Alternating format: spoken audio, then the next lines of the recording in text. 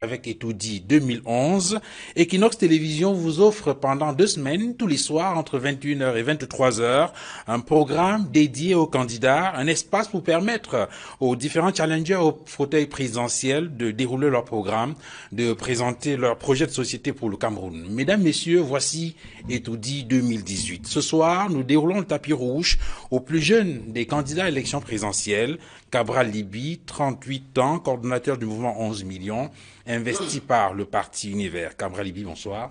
Bonsoir à vos nombreux téléspectateurs. Et merci d'avoir accepté de venir échanger avec nous ce soir. Ben écoutez, c'est vous qui m'honorez par votre invitation sur un plateau aussi relevé. Surtout que c'est la première édition de cette série d'émissions justement de campagne électorale à la veille de cette élection présidentielle qui aura lieu le 7 octobre prochain. Alors, merci donc pour votre disponibilité. La campagne a-t-elle bien démarré pour vous? Bon, quels sont les indicateurs d'un bon démarrage de campagne? Enfin, c'est la mobilisation et puis la réceptivité du message. Dans mon cas, je peux penser que les deux objectifs ont été atteints. D'abord le meeting d'EDEA. J'étais d'abord à EDEA à 11h. On est arrivé sous une pluie battante, on a dû faire le meeting sous la pluie. Mais c'est impressionnant de voir des milliers de personnes qui vous suivent pendant 2 heures le long des rues sous la pluie. Et puis on a fait ce meeting-là. Donc, je suis satisfait de la mobilisation que j'ai vue. Chose à Douala, je dis tant mieux, je rends gloire à Dieu. C'est lui qui touche les cœurs des uns des autres pour qu'ils se déplacent. Et puis l'autre indicateur, c'est la réceptivité du message. Vous savez, selon que les gens opinent de la tête ou pas, c'est vrai que bon, quand on vient à un meeting, on est peut-être en partie déjà un peu séduit, soit par l'homme, soit par le message. Mais quand vous lisez sur les visages des uns et des autres, c'est une sorte d'acceptation de ce que vous dites, d'intériorisation de ce que vous dites, d'adoption de ce que vous dites. Vous vous dites, bah tiens, on est peut-être dans la bonne voie. Et au regard de ces deux indicateurs, je peux penser que... Et puis on a également tiré un trait sur cette polémique qui a enflé à la veille de ce meeting au stade de Sicam, avec cet embrouillamini entre l'autorité administrative et puis l'ordinaire des lieux. Le trait est tiré. Il n'y avait pas d'embrouille. Il n'y avait pas d'embrouille. Il y a eu une tentative d'abus de l'autorité administrative. C'est absolument ridicule. Il faut le dire comme ça. Vous allez au stade, on est en période de campagne, vous obtenez l'autorisation de travailler dans un stade, puisqu'il y a un directeur de stade, il vous donne l'autorisation, et puis vous informez l'autorité administrative, c'est comme c'est le cas en période de campagne, qui vous dit que non, le directeur de ce même stade lui a dit qu'il avait déjà réservé ce stade pour quelqu'un d'autre. Enfin, moi je suis curieux de savoir qui donc. Alors que le même directeur de stade, vous le voyez tous les jours, et il vous dit qu'il n'y a pas de problème, il voit comment vous préparez le meeting. Je ne sais pas, mais écoutez, comme je dis toujours, Dieu sait comment il fait ces choses. À cause de cette tentative de zèle, peut-être même que ça a donné plus de retentissement à ce meeting. Mais de toute façon, ce meeting aurait eu lieu. Je l'ai dit, j'ai fait une vidéo quand c'est arrivé, je crois que je me trouvais aux États-Unis, j'ai dit à mes camarades, on prépare le meeting. La preuve, il y en a qui sont venus, je salue d'ailleurs, de Paris et de Suisse. Je leur ai dit, faites votre déplacement, ce meeting aura lieu. Peut-être que pour une fois, on verra le peuple déterminé à faire valoir ses droits. Donc, il faut quand même qu'on arrête avec ce genre de choses. Moi qui suis sur le terrain depuis 1 an, je subis cet excès de zèle. Je subis ces abus. Vous savez comment s'est passé le congrès qui devait m'investir en février. Vous savez très bien qu'un sous-préfet s'est permis d'interdire le congrès en Gaoundéré au prétexte que c'était prématuré, précoce, c'est le terme qu'il a employé, qu'il était précoce pour un parti politique de désigner son candidat au mois de février. Et ce qui est grave, c'est que, bon, c'est vrai, c'est les calculs politiques d'abus sont quand même montés au chrono.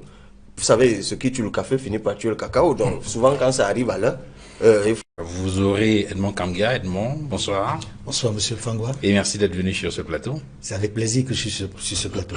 Alors, je dois préciser que vous êtes journaliste à la Nouvelle Expression et vous êtes spécialiste de politique internationale. D'ailleurs, vous êtes diplomate de formation. Tout à fait. Et donc, vous avez interrogé le candidat Cabral sur sa politique extérieure. Il semble que c'est un domaine de souveraineté. Absolument. Et puis, juste en face de vous, Rodik Tchokodio. Rodik, bonsoir. Bonsoir Duval. Et merci d'être venu. C'est un honneur. C'est un grand événement et donc il ne fallait pas manquer cela. C'est un honneur que vous me faites. et je suis très heureux d'être là. Vous êtes journaliste et directeur de publication de Afrique Évolution et puis auteur de quelques ouvrages. Et il y en a un qui retient mon attention, c'est au sujet des questions de défense et de sécurité. Tout à fait. Et donc c'est sur cette question-là que vous allez interroger le candidat Cabral Libye. Merci donc Rodrigue d'être venu. Streaming qui lance d'ici la fin de ce mois, donc, et on va suivre avec beaucoup d'intérêt la campagne électorale. C'est d'ailleurs la raison pour laquelle nous étions du côté du stade SICAM pour suivre le candidat Cabral Libye. Et on a vu une mobilisation assez particulière. Ça, il faut le souligner. Cette mobilisation nous a rappelé ce que nous avions vécu à l'époque avec Ndidi Kondi. Il a certainement souligné cela tout à l'heure à l'entame de son propos. Donc, c'était avec beaucoup de plaisir quand même que j'ai vécu Et puis, on aura l'occasion de revenir sur ces questions-là dans le courant des éditions télévisées. Dans quelques minutes, en tout cas dans la deuxième partie de cette émission, nous allons accueillir Aloïs Onana, et qui est journaliste et qui est spécialiste des questions économiques. Il a travaillé avec le quotidien L'économie, avec Challenge Pro, où il était d'ailleurs, je crois, en chef. Aujourd'hui, il travaille avec le journal Repère. Avec lui, donc, on va évoquer avec le candidat les questions économiques.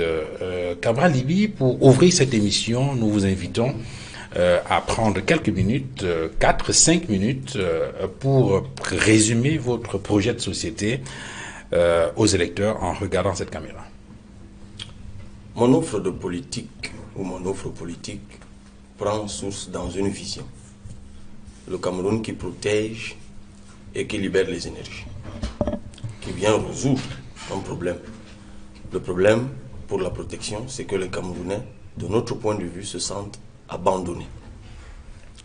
L'État, selon la perspective rousseauiste, est une personne morale qui a été créée pour mettre les citoyens à l'abri d'un certain nombre de choses. Et lorsque le citoyen est malade, il cherche l'État. Lorsque le citoyen court vers la justice, il cherche l'État. Lorsque le citoyen est en détresse, il cherche l'État. Si le citoyen ne trouve l'État nulle part, lorsque le citoyen veut aller à l'école, il cherche l'État. Lorsque le citoyen veut un emploi, il cherche l'État. Lorsque le citoyen veut un financement, il cherche l'État. Mais dans le contexte camerounais, que ce soit la protection sociale, que ce soit la protection judiciaire, que ce soit la protection sanitaire, même je préfère la spécifier, malheureusement aujourd'hui, et même la protection policière, et même tout simplement la protection civile, l'État est absent. Ce n'est pas étonnant parce que le taux de sous-administration de l'État au Cameroun est un record mondial. En fait, nous sommes à 1%, loin des 10% de standards mondiaux. Donc, l'État est absent. Et même l'État est vécu par beaucoup de Camerounais comme asphyxiant, comme étouffant. J'ai souvent échangé avec des opérateurs économiques qui me rappellent à chaque fois que ce qu'ils attendent d'un président, c'est même pas tant qu'il crée monts et merveilles, mais c'est qu'il leur permette de respirer. L'État est étouffant. Et puis la libération des énergies. Libérer les énergies, c'est permettre aux citoyens d'accéder à la propriété. C'est quelque chose de fondamental. Certaines théories économiques le démontrent très bien. Elles ne sont peut-être pas très courues. Le capital, ce n'est pas l'argent, mais c'est ce qui produit de l'argent. Et le paradoxe camerounais veut que les gens soient riches en théorie, mais soient pauvres dans l'effectivité. J'aime prendre le cas du terrain dans notre contexte. Vous avez des gens en zone forestière qui sont héritiers de terres. Mais en réalité, ces terres ne leur appartiennent pas. Parce qu'ils doivent, pour que ces terres leur appartiennent, il faut qu'ils aient le titre foncier. Sauf que pour avoir le titre foncier, il faut avoir exploité la dite terre. Mais pour exploiter la dite terre, il faut de l'argent. N'ayant pas d'argent, il ne peut pas l'exploiter, donc il n'a pas de titre foncier.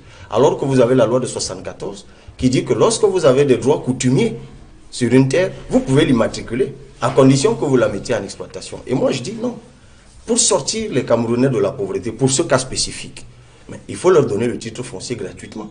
Parce qu'avec ce titre foncier, je ne sais même pas ce que ça rapporte à l'État, tous les frais y afférents, vous permettez à ceux qui deviennent, donc en ce moment-là, propriétaires de cette terre, d'aller à une banque, de s'endetter en ayant comme caution ou cautionnement cette terre, et ça leur permet de sortir de la pauvreté. Il en est donc de cette question, il en est aussi des procédures. Nous sommes dans un environnement où, parce que vous voulez investir, vous voulez réaliser, mais les procédures et les péages sont si étouffants, sont si décourageants, que j'ai discuté longtemps sur ces questions avec les compatriotes de la diaspora d'où je reviens, que beaucoup en ont été découragés. J'aime souvent prendre le cas de Samuel Eto'o, qui voulait construire un centre sportif. Non seulement il a été spolié de 300 millions de francs CFA, mais il est allé au Gabon, on lui a donné la terre gratuitement, il a construit ce complexe sportif. En terre étrangère, il est en train d'en construire un autre à Abidjan, je l'ai vu récemment. Ça encore, c'est un exemple emblématique. Libérer les énergies, c'est également innover. Il faut créer les conditions de l'innovation. Et dans un contexte comme le nôtre, où la recherche ne fonctionne plus, où l'horizon de grandeur n'existe plus, on ne cherche plus. Libérer les énergies, c'est aussi avoir accès à la parole. Libérer l'énergie, c'est aussi avoir accès à la contestation. Si on est dans un environnement dit démocratique, il faut bien que nous puissions dire non. Il faut bien que nous puissions nous exprimer. Vous venez de prendre le cas de la tentative d'abus d'une autorité administrative. Les hommes politiques, les acteurs de la société civile subissent au quotidien ce type de zèle-là. Une société qui libère les énergies, c'est aussi une société qui tend la main à sa diaspora. Mais cette diaspora camerounaise, 5 millions de nos compatriotes, chiffres officiels rendus publics à l'issue du FODIAS, sont des talents, des compétences qui ne demandent qu'à investir dans leur pays. Pourquoi on continue à ériger devant eux la barrière du refus de la double nationalité? Pourquoi on continue à ériger à l'entrée du Cameroun des barrières tarifaires, douanières, si décourageantes? Pourquoi on continue à poser sur eux un regard soupçonneux, suspicieux? On ne peut pas continuer comme ça. Et c'est cette vision qui se décline donc en 11 axes. Le recadrage de l'État, une économie de performance, de croissance, qui sur l'agro-industrie, sur la diaspora, sur le numérique, sur le tourisme, parce que nous, on ne fait pas le big push du système actuel, nous sommes dans la transformation stratégique qui veut que nous choisissions des secteurs prioritaires. C'est un système éducatif de mission et d'innovation. C'est une culture porteuse d'identité, c'est une diplomatie proactive, on va parler de la diplomatie tout à l'heure, c'est un sport de conquête, c'est un environnement de travail adéquat au plein emploi. Voilà la déclinaison en 11 axes, peut-être j'en oublie un ou deux, de ce projet, de ce cadrage philosophique que je viens de vous présenter. Et évidemment, dans le courant de ces échanges, on aura l'occasion peut-être de revenir sur les éléments que vous n'avez pas forcément évoqués dans ce premier jet. Je commence avec vous, Edmond Kamgia. Il a évoqué dans son développement tout à l'heure un aspect touchant à la politique extérieure. Est-ce qu'on peut dire, Cabral Libye, que vous êtes un candidat qui va beaucoup compter sur l'apport de l'extérieur pour résoudre un certain nombre de questions liées au développement de notre pays?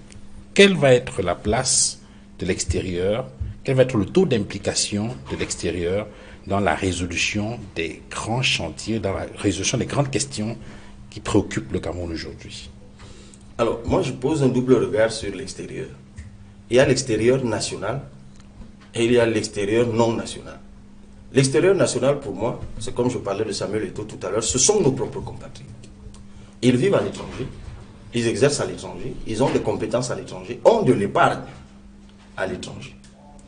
Et on peut recapitaliser l'économie camerounaise par l'épargne des compatriotes de la diaspora. C'est pour ça que j'ai dit que moi je lancerai de janvier 2019 un emprunt obligataire en eurobond d'1 milliard d'euros. D'abord, ça nous permettrait de recapitaliser l'économie, ça nous éviterait le piège de la dette, parce qu'on ne serait pas obligé de passer par le FMI. Et ça nous obligerait aussi de revoir la gouvernance de nos institutions. Pourquoi l'emprunt obligataire? Parce que je considère qu'une société comme Sonatrel, qui a été créée et qui doit investir énormément, l'État n'arrive pas à trouver les moyens de cet investissement. On n'est pas obligé d'aller s'endetter. On peut demander à nos compatriotes qui ont de l'épargne à l'étranger de prendre des participations dans cette entreprise. Et on parlerait en ce moment-là d'investissement direct étranger. Sauf que ce serait un investissement direct porté effectivement par les nationaux, par les Camerounais. C'est pour ça que je vous disais tout à l'heure que pour moi, il y a l'extérieur national et l'extérieur non national. Ça, c'est un aspect. Ça, c'est un aspect. Mais il y a également l'extérieur non national, comme je l'ai dit, c'est-à-dire les investissements directs étrangers. Et pour moi, c'est très important. On n'est pas obligé de continuer à s'endetter. Peut-être on va en parler tout à l'heure. Mais vous avez lu la note, puisque c'est votre dada, vous avez lu la note de conjoncture économique rendue publique le 31 août dernier par la Caisse autonome d'amortissement. On est quand même à 6 527 milliards. À cette date-là, 32% de notre PIB. Et c'est une dette molle en plus, ou fausse. Parce qu'en vérité, sur certains des projets dits structurants, nous avons déjà déclenché le service de la dette, c'est-à-dire nous payons, alors que nous n'avons pas encore eu accès à l'argent emprunter simplement parce que les dossiers sont immatures. C'est une dette qui est accablante en réalité. On paye pour une chose qui ne nous profite pas. Et moi, je crois que dans un pays où il y a de la bonne gouvernance, dans un pays où il y a de la crédibilité, mais le Cameroun, c'est une mine d'or. Ils sont nombreux Monsieur qui Libye, viendraient investir. Je crois que c'est certainement l'un des axes de la coopération que vous envisagez dans votre programme. Exact. Dans le cadre de la coopération économique, commerciale et peut-être financière. Mais la première question que je voudrais vous poser est celle de savoir comment entendez-vous rendre la diplomatie camerounaise plus efficace et plus conquérante? Comme c'est une déclinaison de ma vision, il faut d'abord une diplomatie protectrice. Une diplomatie protectrice, c'est une diplomatie qui veille sur les citoyens camerounais à l'étranger. Je reviens de l'Italie. J'ai rencontré le Camerounais sur qui on a tiré. Vous savez, il y a une montée de xénophobie actuellement en Italie. Et un de nos compatriotes étudiants a pris une balle parce qu'on l'a confondu à un bandit. 7 jours après, quand moi je l'ai rencontré, il n'avait pas... Actuel ne fait pas que du mauvais. Quand c'est bien, il faut reconnaître que c'est mauvais. Sauf que c'est ponctuel pour ce cas bien spécifique dont le retentissement était hors norme. Mais en réalité, au quotidien, il y a beaucoup de Camerounais en détresse. La diaspora, ce n'est pas seulement la diaspora dont je parlais tout à l'heure, c'est-à-dire la diaspora qui réussit, qui a de l'épargne et autres, il y a aussi une diaspora en détresse. Et le fonds d'aide aux Camerounais de diaspora en détresse, qui a existé, parce qu'en réalité, c'est à la fin des années 90 qu'il a disparu. Ce fonds a existé, il faut le réhabiliter, ça c'est une chose. Mais maintenant, il faut une diplomatie proactive. Une diplomatie proactive, c'est une diplomatie de compétence. C'est-à-dire que, allez voir le nombre d'ambassadeurs que nous avons. Les postes d'ambassadeurs sont devenus des reposoirs. C'est un peu comme le Sénat. Des postes qu'on donne à des amis quand ils ne sont plus utiles au Cameroun ou quand on veut les éloigner d'une poursuite judiciaire, on les loge quelque part. Résultat des courses, vous avez des ambassades qui en réalité n'ont rien d'une ambassade normale. Et d'ailleurs, vous avez suivi il y a 2 ans le scandale canadien où l'État canadien a sommé l'État du Cameroun de ramener son ambassadeur parce que là-bas, il y a un délai au-delà duquel un ambassadeur ne peut pas séjourner. Que proposez-vous, M. Libye, pour éviter ce genre de situation? Non, mais écoutez, on a déjà des ambassadeurs, on a des diplomates formés. Mais écoutez, qui n'ont aucune perspective. Non, première chose, il faut recruter, il faut désigner comme ambassadeurs des diplomates formés et de jeunes diplomates qui sont pétris de la nouvelle diplomatie. Aujourd'hui, à l'IRIC, on peut revoir 2 ou 3 choses, mais il y a une formation qui est faite. D'ailleurs, vous l'avez faite vous-même. Tout à fait. Et même l'ancienne, on l'utilise, on n'en tire pas le meilleur profit. Ça, c'est une chose. Deuxième chose, il faut revoir les conditions de travail des diplomates. Vous savez, la diplomatie, ça coûte. Il y a un déploiement. Tout à fait. Vous pouvez avoir de bons diplomates, vous les logez dans des ambassades, mais s'ils n'ont pas les moyens de travailler. Est-ce que le Cameroun est présent dans les grandes foires?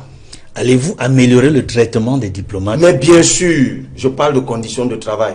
Parce que le traitement, mais pas seulement des diplomates, des fonctionnaires... Jusqu'à quelle proportion? Jusqu'à quelle proportion? Moi, je considère le diplomate un peu comme le médecin. J'ai dit, je passe du simple au double. C'est important. Parce que le diplomate, c'est en réalité, c'est un guerrier. C'est quelqu'un qui est en mission pour le Cameroun. Donc, il faut le mettre d'abord dans des conditions où il est éloigné de la précarité. Et puis, il faut lui donner les moyens de travailler. En fait, c'est un investissement, c'est comme un investissement commercial. Tous les grands pays du monde, vous voyez ce qu'ils investissent dans leur diplomatie en termes de construction d'édifices, par exemple. Mais tiens, parlons des édifices. Je reviens des États-Unis. L'édifice est toujours abandonné. Il est en chantier depuis une éternité. Je suis allé en Italie. Le président Ahidjo avait non seulement acheté une ambassade, c'est-à-dire un bâtiment, un édifice de 3 étages, il avait également acheté un domaine de plusieurs dizaines d'hectares. J'y suis allé, en fait. Comme moi, je suis un peu comme je suis arrivé dans le domaine résidentiel, acheté par le président Ahidjo. Abandonné, on dit qu'il y a des Éthiopiens qui gardent, mais en fait, il n'y avait personne. Je suis entré, piscine abandonnée, maison décrépite. Tout est abandonné, mais c'est un vaste espace. Monsieur Libye, comment allez-vous changer les choses? Quels sont les principaux axes? Si vous êtes élu président de la République, oui, quelles sont les premières mesures que vous prenez pour booster la diplomatie camerounaise? 1. Nommer de jeunes diplomates, pétris de compétences. 2. Revoir leur traitement. 3. Mettre à leur disposition les moyens de travail. 4. Doter des postes stratégiques de diplomates. Mais c'est quand même incroyable. Enfin, je l'ai découvert. Vous savez, un pays comme le Bénin, parlons-en, avec toutes les perspectives qu'il y a aujourd'hui avec le Bénin. En fait, ce que je veux aborder, c'est la question de la coopération sud-sud. Aujourd'hui, sur la question du golfe de Guinée. Comment travaillons-nous avec le Nigeria? Qu'est-ce que fait notre diplomatie? Sur l'économie maritime, avec la Guinée, avec le Nigeria, aucune proactivité.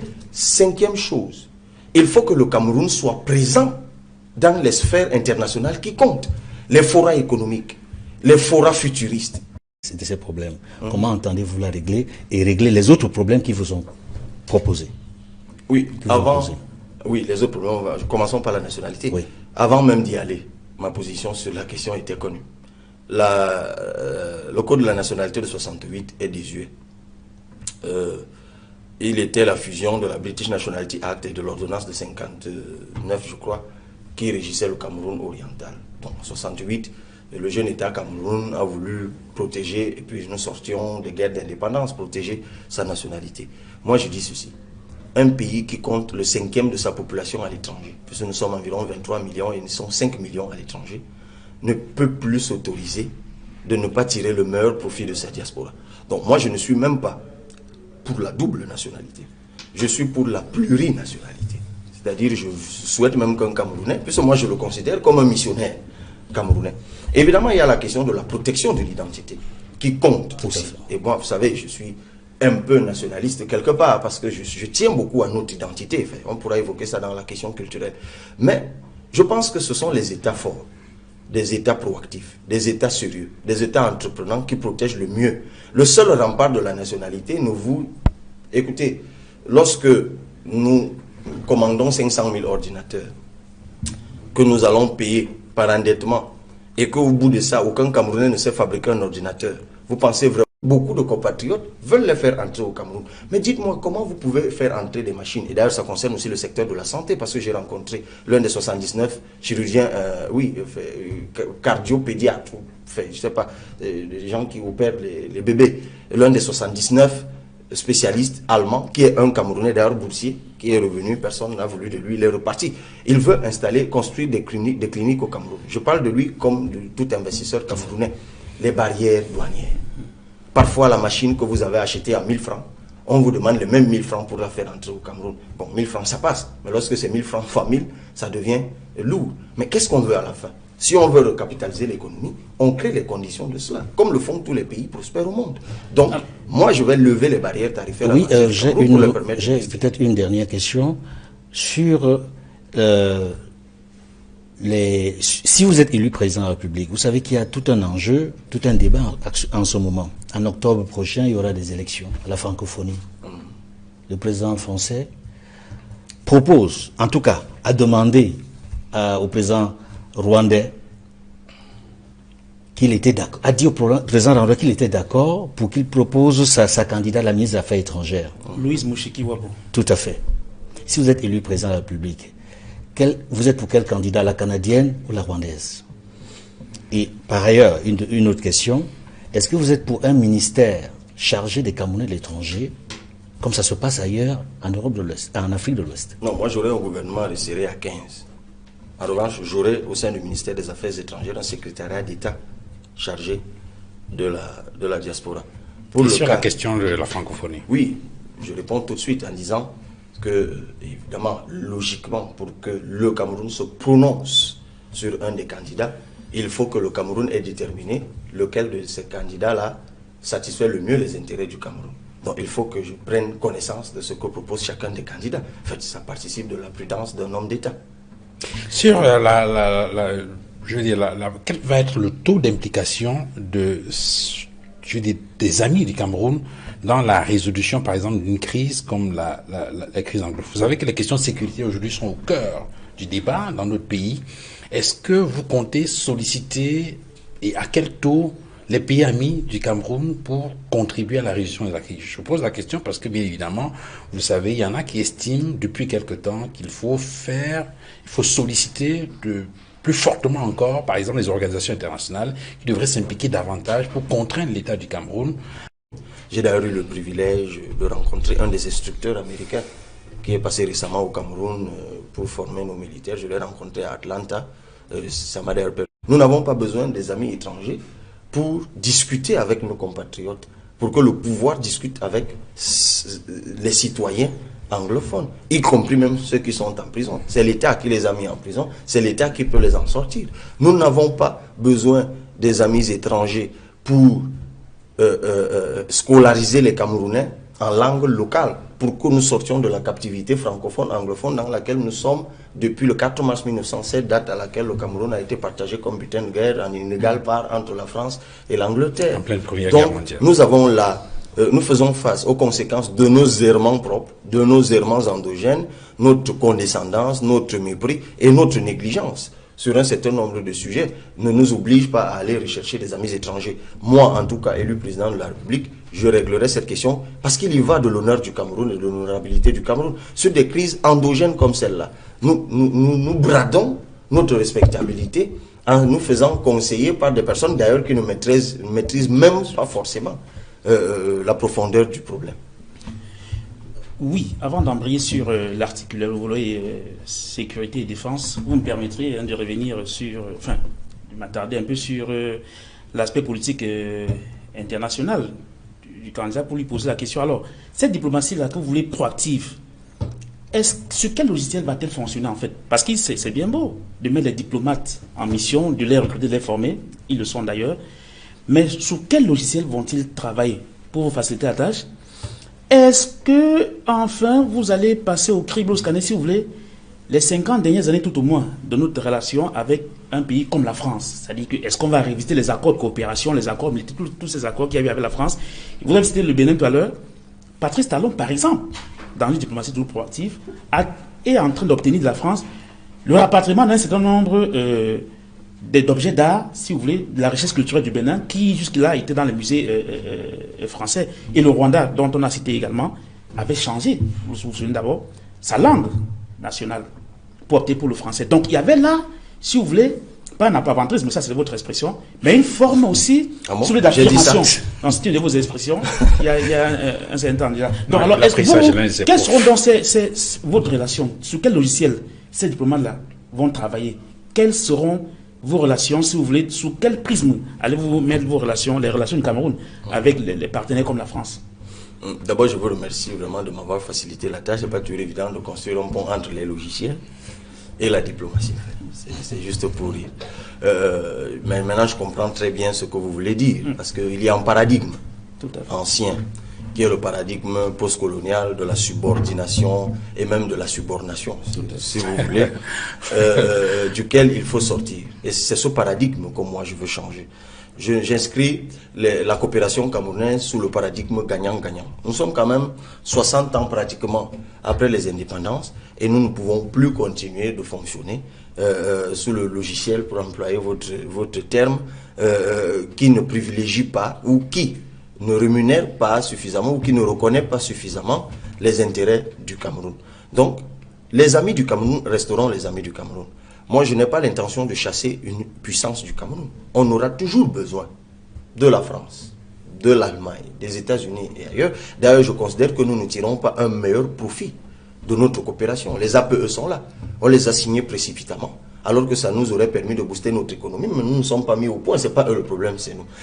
Qui est Amadou Ahidjo. D'ailleurs, puisque vous parlez de rapatriement, en fait, vous l'avez évoqué tout à l'heure, vous avez certainement suivi que j'étais sur la tombe d'interdiction et ainsi de suite.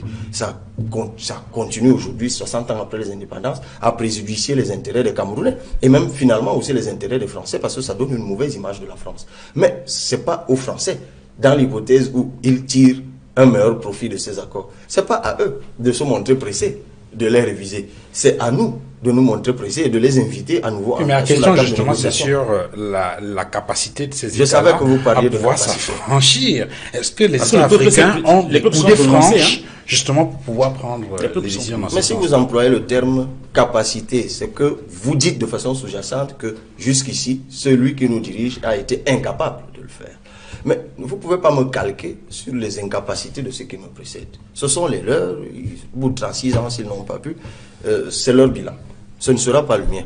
Moi, je vous dis que la clé de tout cela, c'est la légitimité.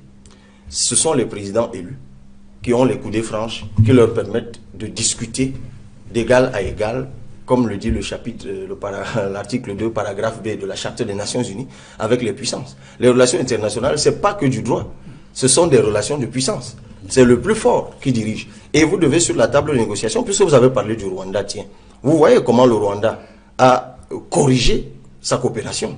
Parce que le Rwanda a d'abord fait les efforts internes de bonne gouvernance, de discipline, de rigueur. Ça a boosté l'économie rwandaise qui est devenue crédible et tout le monde a envie d'aller investir là-bas. Du coup, quand on a envie d'aller investir quelque part, on se montre différent dans les négociations. Moi, je vous dis qu'avec la France, et pas seulement avec la France, c'est bien, vous n'avez pas évoqué la question du CFA, parce que c'est la question de la souveraineté globale qui est évoquée. Alors, ça en arrive dans quelques minutes. Ah ben ok, on va en parler. Donc, alors, ça, vous avez parlé tout à l'heure de la relation de force aussi, ça nous permet de faire la transition d'entrer dans ce chapitre de défense. Il n'y a pas beaucoup d'aspects de défense dans votre programme. D'abord, les 11 axes, je les ai parcourus. Je n'ai pas beaucoup vu cet aspect-là. C'est volontairement fait ou bien... D'abord, c'est des questions délicates, des questions de défense, des questions de sécurité. Et puis, dans le chapitre, le citoyen à l'abri de la vulnérabilité, qui est le 10e axe, je crois, nous évoquons effectivement cette question. Donc, non, c'est le secteur public. Vous avez évoqué ça de manière superficielle, enfin. Nous évoquons également cela dans le secteur public. Ce que je peux vous dire, c'est que le rôle de la défense, c'est de protéger les citoyens, c'est de protéger l'intégrité du territoire. Mais la défense joue également un rôle citoyen et c'est ce que nous avons évoqué sur la question, sur le chapitre du secteur public. Parce que nous pensons que nous devons avoir une armée citoyenne, une armée qui est au service du développement, pas une armée en attente en permanence. Et nous évoquons d'ailleurs la question des travaux publics, puisque nous, on n'invente pas la roue. Quand vous voyez le plan que le Maroc développe autour d'un espace maritime qui est la Méditerranée, j'ai assisté à une réunion, ça tombait par coïncidence, j'ai assisté à une réunion là-dessus au Parlement européen lorsque j'étais de passage en Belgique. Et vous voyez le déploiement diplomatique du Maroc aujourd'hui autour de la Méditerranée avec le niveau de séduction qui se développe. Vous vous dites, mais tiens, nous au niveau du Golfe de Guinée, nous ne faisons strictement rien. Notre déploiement sécuritaire, qui ne concerne pas que la lutte contre la piraterie, mais doit avoir un impact économique. Il y a une économie de la mer que nous on va développer et ça vous avez dû le voir. Maintenant, sur le plan interne et de l'intégrité du territoire, les Camerounais, d'abord, c'est leur première mission. Mais moi j'estime que le Cameroun doit aussi se montrer plus solidaire à l'international. Ça a commencé. Mais pour cela, il faut aussi avoir une expertise d'un certain niveau. Nous avons dû nous mettre à niveau à cause de Boko Haram. Effectivement, enfin, en termes... Vous faites allusion au déploiement au niveau de la sous-région? Oui, non seulement au niveau de la sous-région, et même ailleurs. Vous savez, c'est des questions de diplomatie. On parlait de diplomatie tout à l'heure. Vous savez, la présence militaire sur un terrain en Australie ou sur un terrain en Amérique du Nord participe aussi de la respectabilité du Cameroun. Ils sont des indicateurs de puissance. Mais ce sont des indicateurs de puissance. Et moi, je trouve que notre armée, qui a effectivement montré sa puissance, notamment dans le cas centrafricain, on l'a vu. Et on l'a même vu dans certaines missions de maintien de la paix ailleurs, avec les casques bleus. Mais Centrafrique, c'était déjà les casques bleus. Évidemment, mais je pense qu'on pourrait aller au-delà. Mais revenons même en interne. Et revenons même aux crises. Moi, je crois aujourd'hui qu'il faut, au-delà du caractère civil que j'ai, de mission de service public que j'ai évoqué tout à l'heure, je crois qu'il y a, et c'est là des questions délicates, qu'il y a 2 ou 3 corrections qu'il faut apporter. Première correction, il faut sortir de la corruption de l'armée. Je prends la question de la relève. Vous savez, en temps normal, en terrain de conflit, un militaire, il doit faire 3 mois. Comment se fait-il que nous ayons des militaires qui sont sur le terrain pendant 1 an? Simplement parce que, dit-on, les enfants des uns doivent faire la guerre et pas d'autres. Sauf que quand on est dans une partie comme la partie septentrionale, sous le soleil, sous le feu ennemi, ça pose problème. Les gars, parfois, ils rentrent de là, ils ne sont plus très normaux. Et je ne sais pas si vous avez croisé un militaire qui a fait 1 an sur un terrain de guerre. Et là encore, il se pose un problème de suivi psychologique. Vous avez vu ce que les anciens de la guerre du Vietnam sont devenus aux États-Unis. C'était un problème. Suivi psychologique. Deuxième chose, question de motivation. Il faut éviter les disparités de traitement au sein des armées. Vous savez, ici, vous avez sur le même terrain de guerre, d'un côté, des gens qui ont de bonnes genouillères, qui ont des casques de Nikri, qui ont sur eux... Ça veut dire que là, vous parlez du biais, peut-être. C'est vous qui l'avez dit. Par rapport à... Et non, ça se voit. De l'autre côté, des gars qui vont en Égambi, en guerre, et que chaque fois qu'on compte les morts, effectivement, les morts ne viennent que du côté de ceux qui vont avec des fusils qui ne percutent plus. Ben, il y a un problème, ça crée des frustrations. Il faut régler ça. Et autre chose, toujours de motivation, les pupilles de la nation. Les familles, que deviennent les familles des militaires qui meurent au front? Il y a un texte, effectivement, ancien, mais peu connu, même des militaires eux-mêmes, sur effectivement les pupilles de la nation, mais qui fait aujourd'hui l'objet d'une application à géométrie variable. C'est souvent le cas au Cameroun. Et bien moi, je mets un terme à ça. Je considère qu'un militaire qui est mort pour défendre le Cameroun, sa veuve, si c'est un homme, généralement ce sont des hommes, ou son veuve, et leurs enfants doivent devenir des pupilles de la nation et doivent faire l'objet d'un traitement strict jusqu'à pour les enfants à l'âge de la majorité. Et l'État doit veiller, et c'est le cas dans beaucoup d'autres pays, doit veiller à ce que ces enfants soient insérés dans la société. Ça veut dire que le budget de l'armée va augmenter avec vous? Mais comment ça? Dans ce que je viens de vous dire, où est-ce que je vous parle d'augmentation? Je vous parle de traitement psychologique, oui. Je vous parle de justice dans l'armée, je vous parle de traitement des pupilles de la nation. Là, ce n'est pas le budget de l'armée qui augmente, mais c'est l'État social qui joue son rôle. Là, ça retombe dans le chapitre sur le Cameroun, le citoyen à l'abri de la vulnérabilité. Beaucoup de Camerounais estiment aujourd'hui que s'il y a un bilan qu'on peut cataloguer comme positif dans les 36 ans de M. Paul Biya, ce serait d'avoir mis au moins sur pied une armée qui a su défendre le Cameroun. Est-ce que vous êtes de cet avis? De toute façon, il faut déjà voir combien de fois l'armée a été en situation. Nous ne sommes pas non plus en 36 ans un pays qui a fait beaucoup de guerres. C'est généralement une guerre contre nous-mêmes. On déploie l'armée contre les civils. Vous avez vu plusieurs fois le BIR déployé pour bastonner des gens qui n'avaient même à peine des cailloux. Donc, 2008, vous vous souvenez? Bien sûr. Dans les rues de Douala, puisque vous étiez là. Je crois que ce BIR qui était sorti, après un discours enflammé du chef de l'État, n'était pas allé en guerre contre des factions armées. C'était allé en guerre contre des gars qui cassaient. Je crois qu'il y a une section beaucoup plus appropriée qui est la section anti-émeute. Et d'ailleurs, c'est ça qui fait que la relation de confiance entre l'armée et le citoyen ait pris un sérieux coup pendant longtemps. Parce que nous sommes restés dans le schéma postcolonial de l'État écrasant. C'est pour ça que je parle d'une société corsetée. C'est que le militaire a souvent été vu par le citoyen plus comme un ennemi que comme un protecteur. Vous savez qu'il y a des différences au niveau de ce qu'on appelle la défense populaire? Non, mais c'est même pas une question de défense populaire. Pas du tout. Parce que la défense populaire, c'est une question de protection. L'armée et les civils font chorus en tout cas. Non, c'est pas de ça que je parle. Je comprends ce que vous dites. Mais d'ailleurs, c'est vers ça qu'ils vont. Maintenant, et ils n'avaient pas le choix.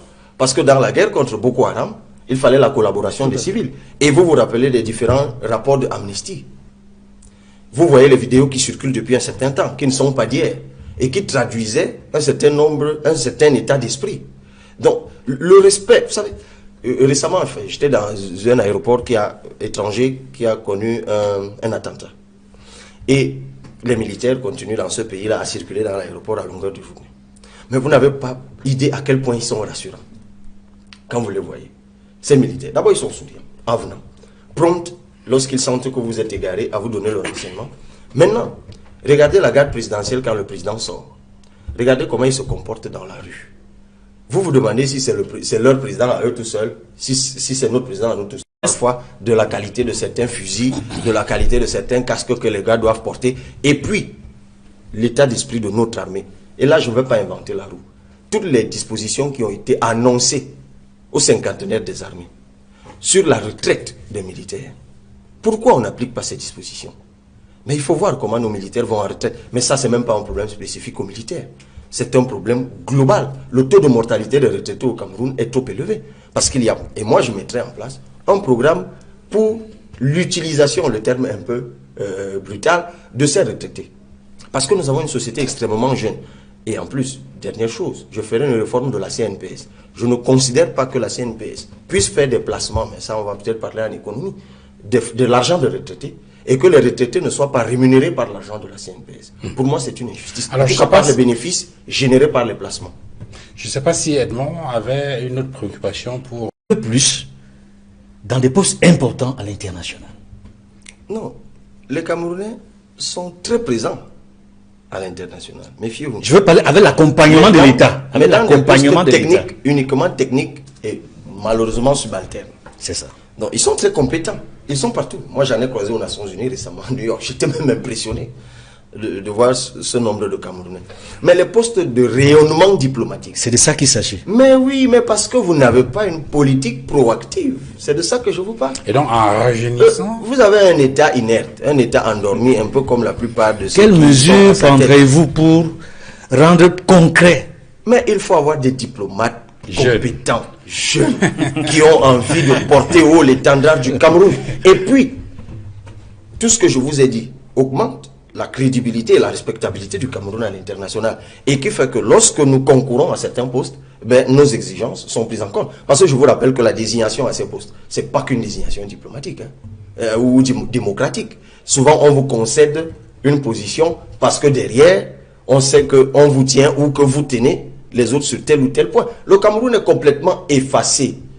La diplomatie du Cameroun repose entre les mains d'un homme qui lui-même, au Cameroun, déjà est absent et tout le temps au village, et c'est normal, à un certain âge, c'est tout à fait normal. Je présume que si Dieu me fait grâce de vivre à cet âge-là, ce sera à peu près la même chose. Et donc, je vous dis que ce type de personne, ce type de politique ne peut plus porter ce déploiement-là. Et moi, d'ailleurs, c'est mon prochain chantier. Moi, je peux vous l'annoncer tout de suite. Après mes 5 ans, je vous l'ai dit, je fais 5 ans. C'est peut-être pas vous que je l'ai dit. Moi, je veux être élu président pour un mandat de 5 ans. Et après les 5 ans qui suivent, mon prochain combat est panafricaniste. Parce que moi, je crois au rêve d'un Kwame Nkrumah. Je vous remercie. Edmond Kangyan, infiniment merci. Vous allez céder votre siège à Aloïs Onana, qui va venir là tout à l'heure pour les questions économiques. Thierry Nyopé? Non, juste une précision, parce que le candidat Libri fait comme si l'État n'a presque jamais rien fait. On parlait tout à l'heure, il parlait du rajeunissement des cadres, il parlait en même temps de l'armée citoyenne. On a vu, l'armée camerounaise fait quand même des efforts avec la crise. Avec la guerre contre le Boko Haram, avec ce qu'on voit du côté du sud-ouest et du nord-ouest, l'État se rapproche de plus en plus quand même de la population, au point où l'armée devient de plus en plus une armée citoyenne. On l'a vu, les pipis de la nation sont effectivement encadrés et soutenus par l'État. À la rentrée, la dernière rentrée, on a vu le ministre de la Défense, en fait le ministre en charge de la Défense, quand même s'occuper de ces enfants-là à travers la remise du matériel didactique. L'événement a été suffisamment couru et cela se passe chaque année. Donc, il ne faut pas faire comme si l'État ou la République du Cameroun, à travers le candidat Biya, ne fait passer à ce niveau. Vous vouliez vous dire que vous allez davantage améliorer cette façon de faire? Non, d'abord, je ne suis pas un nihiliste. Et je vous voyais pourtant très attentif quand je parlais. Mais vous avez peut-être été distrait par autre chose. Lorsque j'ai bien dit qu'il y avait une réconciliation de l'armée sur la question de Boko Haram, et c'est là que j'ai évoqué les rapports d'Amnesty. C'était soit dit en passant. C'était soit dit en passant, et je suis justement, moi je parlais des pupilles, donc l'État fait des efforts à ce niveau. J'en viens. D'abord, ça se fait tous les ans, les remises de cadeaux. Ça se fait au Hilton, non? Et ça se fait également sur le terrain avec l'armée camerounaise. Est-ce que ça se fait au Hilton, l'événement dont vous parlez? Il y a l'événement du Hilton, il y a également l'événement sur le terrain. Est-ce que vous êtes en train de dire que vous allez accorder plus de considération sur l'événement du Hilton, le ministre y va souvent. Ce n'est pas l'initiative du ministère. J'y ai souvent été invité. Ça, c'est une chose. Deuxième chose, je ne vous parle pas de générosité ponctuelle. Parce que tout cela, c'est de l'exploitation politique. Ce qui est bien, par ailleurs. De se montrer même généreux vis-à-vis des nécessiteux, par moment, c'est bien. Mais moi, je vous parle d'un statut. Ok, on leur donne donc de temps en temps des bics et des crayons. Que deviennent-ils après? Je crois quand même qu'il y a une politique qui est suffisamment menée à suivre. Alors, si vous aviez suivi un reportage de la CRTV, justement, après cette cérémonie, vous auriez vu des reportages sur la situation des veuves. Des soldats morts au front, sur leurs conditions de vie. On peut toujours donner un bic ou un crayon à un enfant orphelin. C'est tout à fait normal et c'est à encourager. Ça devrait vous satisfaire. Mais moi, je vous parle de prise en charge réelle dans un cadre juridique bien précis. Et c'est d'ailleurs moi qui vous ai appris qu'il y avait un texte. Vous le saviez certainement, un texte, mais qui, de mon point de vue, est déjà désuet et qui est même très méconnu. Mais je suis d'accord avec vous. Je ne suis également d'accord que vous allez peut-être continuer dans cette lancée. Mais bien sûr, j'améliore. Absolument. C'est le terme que vous vouliez que j'emploie, et bien je l'emploie. Cette restructuration sociale, c'est comme ça que je la vois maintenant. Nous sommes sur les questions de défense. Ça, c'est une restructuration sociale. Les pupilles, les veuves, autres. Mais quelle est, si vous êtes élu, la restructuration sur le plan opérationnel de l'armée? À moins que pour vous, la carte de la défense actuellement vous plaise, les règles d'engagement de l'armée camerounaise, vous soyez d'accord avec, et que sur le plan opérationnel, sur le théâtre des opérations, vous n'avez aucune réforme à apporter sur l'armée camerounaise. Non, mais c'était sous-jacent dans ce que j'ai dit. Je vous ai dit les disparités entre les factions de l'armée. Vous avez d'un côté ceux qui sont bien traités, ceux qui sont... Donc moi, je suis pour un traitement égalitaire. Mais il y a dans tous les pays du monde des sections d'élite dans les armées. Mais ces sections d'élite, c'est pas tant dans le traitement au quotidien, c'est peut-être dans les missions mais c'est dans les missions et le caractère difficile ou pas des missions qui leur sont assignées. Ça, c'est une chose qu'il faut absolument réparer. Et dans les règles d'engagement, je le disais tout à l'heure, les militaires ne doivent plus être passifs, en fait, et loin du citoyen, tout simplement, en attente d'une guerre. Vous savez, il y a plusieurs types de guerres. La guerre n'est pas seulement le crépitement des armes sous les feux ennemis. La question environnementale, c'est une forme de guerre. Les catastrophes naturelles, c'est une forme de guerre. D'ailleurs, ça s'est souvent vu au Cameroun. On a vu lorsqu'il y a eu rupture de digues, on a vu l'armée à pied d'œuvre pour le faire. C'est sur ce terrain-là, en réalité, que le citoyen veut voir davantage. Vous savez, d'ailleurs, moi, je suis pour que nous revenions, mais de façon facultative, au service militaire. C'est-à-dire, mais vraiment facultative. Mais ça participera d'un encouragement communicationnel. Parce que pour restructurer la patrie, moi, je voudrais voir davantage les armées dans les universités. Parler aux étudiants, dans les écoles, la fonction éducative de l'armée. Ça, on ne le dit pas. L'éducation au patriotisme, parce que eux, ils sont formés pour ça, pour défendre le drapeau. Et je crois qu'ils sont des meilleurs porte-voix de cette philosophie-là. Est-ce que vous savez que quand l'armée camerounaise est attaquée, par exemple, elle ne peut pas entrer en territoire ennemi pour des poursuites? Parce qu'il y a la politique de défense ferme aux frontières imposée par l'armée camerounaise, qui l'empêche, alors qu'il y a le droit de poursuite reconnu par les Nations Unies. Est-ce que là, vous ne trouvez pas qu'il y a matière à réformer ça, quand même? Non. Je sais qu'il vous a induit dans cette erreur-là. C'est pas vrai. Le droit de poursuite, je suis juriste international. Toutes les armées du monde n'opèrent que sur leur territoire. Il n'y a aucune armée qui a le droit d'aller au-delà de son territoire parce qu'il se serait fixé des limites. Surtout, pour vous aider, surtout si, effectivement, le pays adverse n'a plus le contrôle, le pays adverse, le pays voisin n'a plus le contrôle de ses frontières. Écoutez, vous connaissez certainement la situation palestinienne, l'invasion israélienne en territoire palestinien. Vous connaissez le nombre de résolutions qui reprouvent cela, parce que c'est la doctrine israélienne qui dit la Palestine ne sécurise pas suffisamment ses propres frontières. Alors nous, pour notre sécurité, nous sommes obligés d'entrer en territoire on ennemi. voit venir, mais je c'est vous la dis, politique. une seconde, c'est très important. C'est très important. Le droit de poursuite existe en droit international. Tout à fait. Lorsque vous êtes attaqué par un ennemi qui vient d'un État voisin, vous avez le droit de solliciter de cet État qu'il vous accorde la possibilité de le faire. Ça a été refusé par le Nigeria et nous avons dû contourner en passant par la force multinationale mixte. Avec le Tchad. Avec le Tchad. Mais pourquoi ça nous a été refusé? Par pure réciprocité. Parce que lorsque pendant longtemps, Boko Haram utilisait le Cameroun comme base arrière, le Nigeria avait sollicité le droit de poursuite, nous avons refusé. Parce qu'il y a la situation avec la Centrafrique également, vous n'êtes pas sans ignorer. Voilà, alors on va accueillir Aloïs Onana. Aloïs, bonsoir. Bonsoir Duval. Et merci d'être venu sur ce plateau. C'est un plaisir en vérité. Je l'indiquais tout à l'heure, vous avez travaillé avec le quotidien Le Jour, et puis vous avez le quotidien de l'économie, pardon, le quotidien de l'économie, et puis avec Challenge Pro, vous étiez d'ailleurs le rédacteur en chef, maintenant vous écrivez pour le journal Repère. Tout à l'heure, vous allez interroger le candidat Cabral Libby sur les questions économiques, mais je voudrais qu'on balaye rapidement un certain nombre de questions liées peut-être aux réformes institutionnelles, si on peut le dire ainsi. Très rapidement, quelles sont de votre point de vue les principales réformes institutionnelles qu'il faudra engager pour apporter, pour libérer les énergies, voilà. Le régionalisme, je l'ai dit tout à l'heure, la forme de l'État.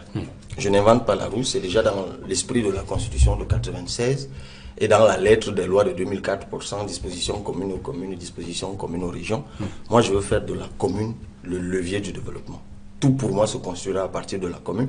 Donc évidemment, je mettrai en place les conseils régionaux qui n'ont toujours pas vu le jour et je réviserai les lois de 2004 parce que vous faites la différence entre la décentralisation, la vraie, et la régionalisation?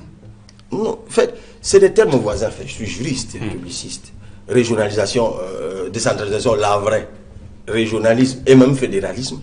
La frontière entre les deux, la ligne de démarcation est parfois très mince. Très faible. Souvent, vous avez vu le cas espagnol de régionalisme qui est en tout point une sorte de fédéralisme. Donc, ce qui compte pour vous, c'est le pouvoir ou la démocratie de proximité. Oui. C'est ça qui compte. Deuxième chose, le régime politique. Je suis pour un régime présidentiel. D'ailleurs, j'ai dit que ma vice-présidente serait une femme. J'ai déjà employé le pronom possessivement.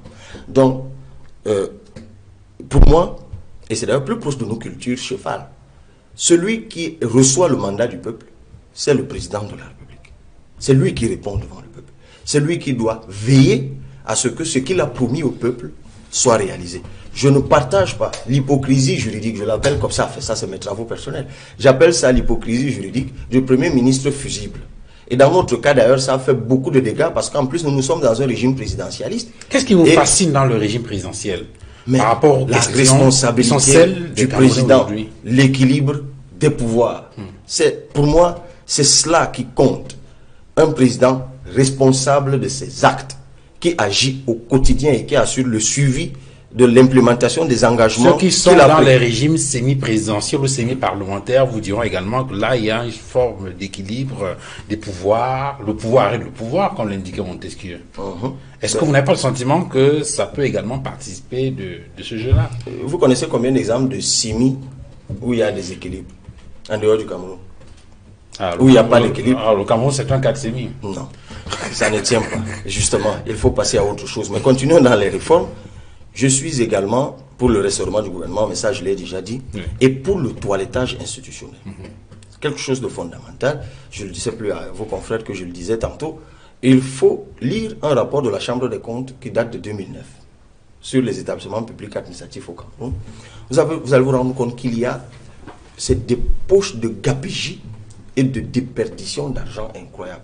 Il y a des entreprises, des établissements publics administratifs au Cameroun dont on se demande exactement à quoi ils servent. Mais ça, c'est même pas le plus grave. C'est le fait de ce régime présidentiel, de ce régime qui n'est pas présidentiel. Non, pas forcément. Pas forcément. C'est plus le fait du partage du gâteau. C'est-à-dire que on n'a pas fait la mue nécessaire. Le pouvoir actuel n'a pas fait la mue nécessaire. En fait, c'est même pour certaines des entreprises. Je reviens sur la question parce que je voudrais voir qu'est-ce qui vous fascine dans ce régime présidentiel. Vous avez le régime actuel, un système un peu hybride, compliqué, où on a quand même un pouvoir exécutif qui est bicéphale, un président de la République, un gouvernement. Bon, vous dites que le gouvernement il vous convainc pas. Vous voulez opter pour un régime présidentiel avec qui a un exécutif monocéphale, certainement, et qui n'a pas il n'y a pas un contrôle du Parlement sur l'exécutif avec une forte prééminence. Ça, c'est certains qui le disent, du pouvoir exécutif sur les autres institutions, le droit de veto du président de la République dans le régime présidentiel. Qu'est-ce qui vous fascine là? Qu'est-ce qui, dans le régime présidentiel, peut apporter des solutions palpables aux problèmes des Camerounais aujourd'hui? D'abord, ça consolide la démocratie, avec l'équilibre des pouvoirs, justement. Avec un Parlement qui a de réels pouvoirs, avec un président de la République qui a de réels pouvoirs. Mais par-dessus tout, je loge cela dans la question de l'engagement devant le peuple. C'est moi que le peuple choisit. Et c'est moi le président qui veille à ce que les engagements que j'ai pris soient réalisés. C'est ça qui me fascine dans le régime présidentiel. Aussi simple que ça. C'est de moi qu'il s'agit, moi le président, et c'est moi qui rends compte. Je n'ai pas besoin d'un Premier ministre que j'utilise comme un fusible. Et dans notre cas, c'est d'ailleurs un primus inter pares, mais le Cameroun n'est pas un modèle en la matière. Donc, mais vous voyez bien en France, le chevauchement, même en période de non-cohabitation, qu'il peut y avoir entre le président de la République, et c'est d'ailleurs un débat qui n'est pas fini en France, et son Premier ministre. Tantôt, quand ça marche bien, c'est le président. Quand ça ne marche pas bien, on envoie le Premier ministre comme fusible. Ça, c'est une chose. Mais je voulais quand même compléter rapidement en disant, réformes, sur le Parlement, c'est très important. Vous allez garder le Parlement bicaméral? Non, on revient au monocaméral. Je l'ai déjà dit. Vous gardez la cour comme la chambre consultative, je comprends pas. Oui, je crée une chambre consultative des patriarches et des sages. Pour moi, on ne voit pas trop. Ça ressemble à un Sénat. Vous élaguez le Sénat. Et vous ramenez le Sénat sur la chambre consultative avec les anciens. Oui, ça en commun avec le Sénat, au moins une chose. D'ailleurs, c'est la seule. C'est la seniorité. C'est la seniorité. C'est les sages, c'est les anciens. Et leur travail est consultatif. Il n'est pas décisionnel. Donc, ils vont rendre 3 rapports par an et ils vont s'assurer que les bornes de notre identité ou de nos traditions ne sont pas déplacées par la marche évolutive et modernisante de l'État. Pour moi, c'est très important, notamment pour nous qui sommes en Afrique et qui sommes soucieux de la survivance. On évoquait la question tout à l'heure avec la nationalité de notre identité. D'ailleurs, je vais y ajouter 5 sièges aussi pour que les Camerounais de la diaspora des autres continents soient représentés. Mais il y a aussi la réforme de la justice qui est importante. Avant la réforme de la justice, la question de... Je vais dire quoi? Parce que vous avez parlé tout à l'heure d'un Sénat, vous avez parlé de cette chambre, oui, d'un avec Parlement un voie essentiellement consultatif. C'est pour contourner le système d'impeachment? Non. Non, pas forcément. Même pas. C'est le système d'impeachment, c'est autre chose. C'est la destitution du président de la République. Alors, donc, dans un régime présidentiel, le pouvoir d'impeachment existe bel et bien et c'est dévolu à la chambre, dans notre cas, qui serait la chambre unique. Donc, ça, c'est pas un problème. D'accord. Je dis simplement sur le pouvoir que judiciaire, on a besoin. vous entendez? D'ailleurs, ça s'inscrit dans le prolongement de la réforme que je veux faire des chefferies traditionnelles. Okay. Parce que je considère que moi, en tout cas, je vais désauxiliariser les chefferies traditionnelles. Je vais réviser la loi de 67. Il faut qu'il cesse d'être, 67, 76, je sais plus, qu'il cesse d'être des faire-valoir de l'administration. Les chefferies doivent devenir des sanctuaires, doivent devenir des creusets de nos traditions et de nos cultures. Et c'est en cela que, représentés dans une chambre consultative, donc, il pourrait s'assurer que dans la marche de l'État, ces bornes ne sont pas déplacées. Bon, vous n'avez pas voulu que j'évoque la question de la réforme judiciaire, mais moi je vous assure... Allons-y, évoquez ça, c'est important. Oui, peut-être rapidement, pour vous dire que je considère qu'un pays qui n'a pas une justice fiable est impropre au développement économique. Donc, première chose que je vais apporter, je vais mettre un terme à la subordination du parquet vis-à-vis du ministère de la Justice. Il faut que le ministère de la Justice soit complètement out of du travail, si vous voulez, du siège, comme on dit. Et je vais donc réviser les textes pour qu'il y ait un procureur d'État élu pour un mandat de 7 ans, enfin, dans mon cas de 5 ans, équivalent au mandat du président de la République, qui lui va donc être la hiérarchie au sommet du parquet. Il sera élu. Autre chose, on va mettre une commission du contrôle du travail des magistrats. Pour que le changement de grade, et ce sera... Nous avons un problème, notamment avec les PME, c'est peut-être une transition avec eux. Le problème du paiement des PME. Nous sommes dans un pays où beaucoup de PME meurent parce qu'elles font des prestations mais ne sont pas payées. La presse en a souffert, le quotidien de l'économie en a souffert encore très récemment. Il faut un juge économique. Ça, c'est sous réserve du travail qui va être fait au niveau des chambres consulaires. Parce que nous allons les doter, nous allons les réformer et en faire de véritables leviers économiques. Et nous allons les doter de tribunaux arbitraux pour qu'ils puissent gérer en interne les questions de contentieux liées au rapport entre opérateurs économiques. Mais globalement, sur la question du privilège du créancier, on fera en sorte que on puisse saisir le juge économique lorsque le paiement n'est pas fait dans des délais arrêtés et que ce juge prononce une ordonnance qui engage la responsabilité de cette administration et qui la place sous astreinte. Pour moi, c'est une réforme fondamentale. C'est une question sur laquelle nous allons revenir tout à l'heure avec Aloïs Onana lorsque nous allons évoquer les questions économiques. Je vous propose, messieurs, de souffler pendant quelques secondes avec, donc dans le cadre de cette pause, la pause unique dans cette émission. Et juste derrière, nous allons recommencer avec les questions économiques et puis les questions de politique, de santé et d'éducation pour boucler cette deuxième partie de cette émission spéciale campagne électorale chez Equinox Télévision et Taudi 2018.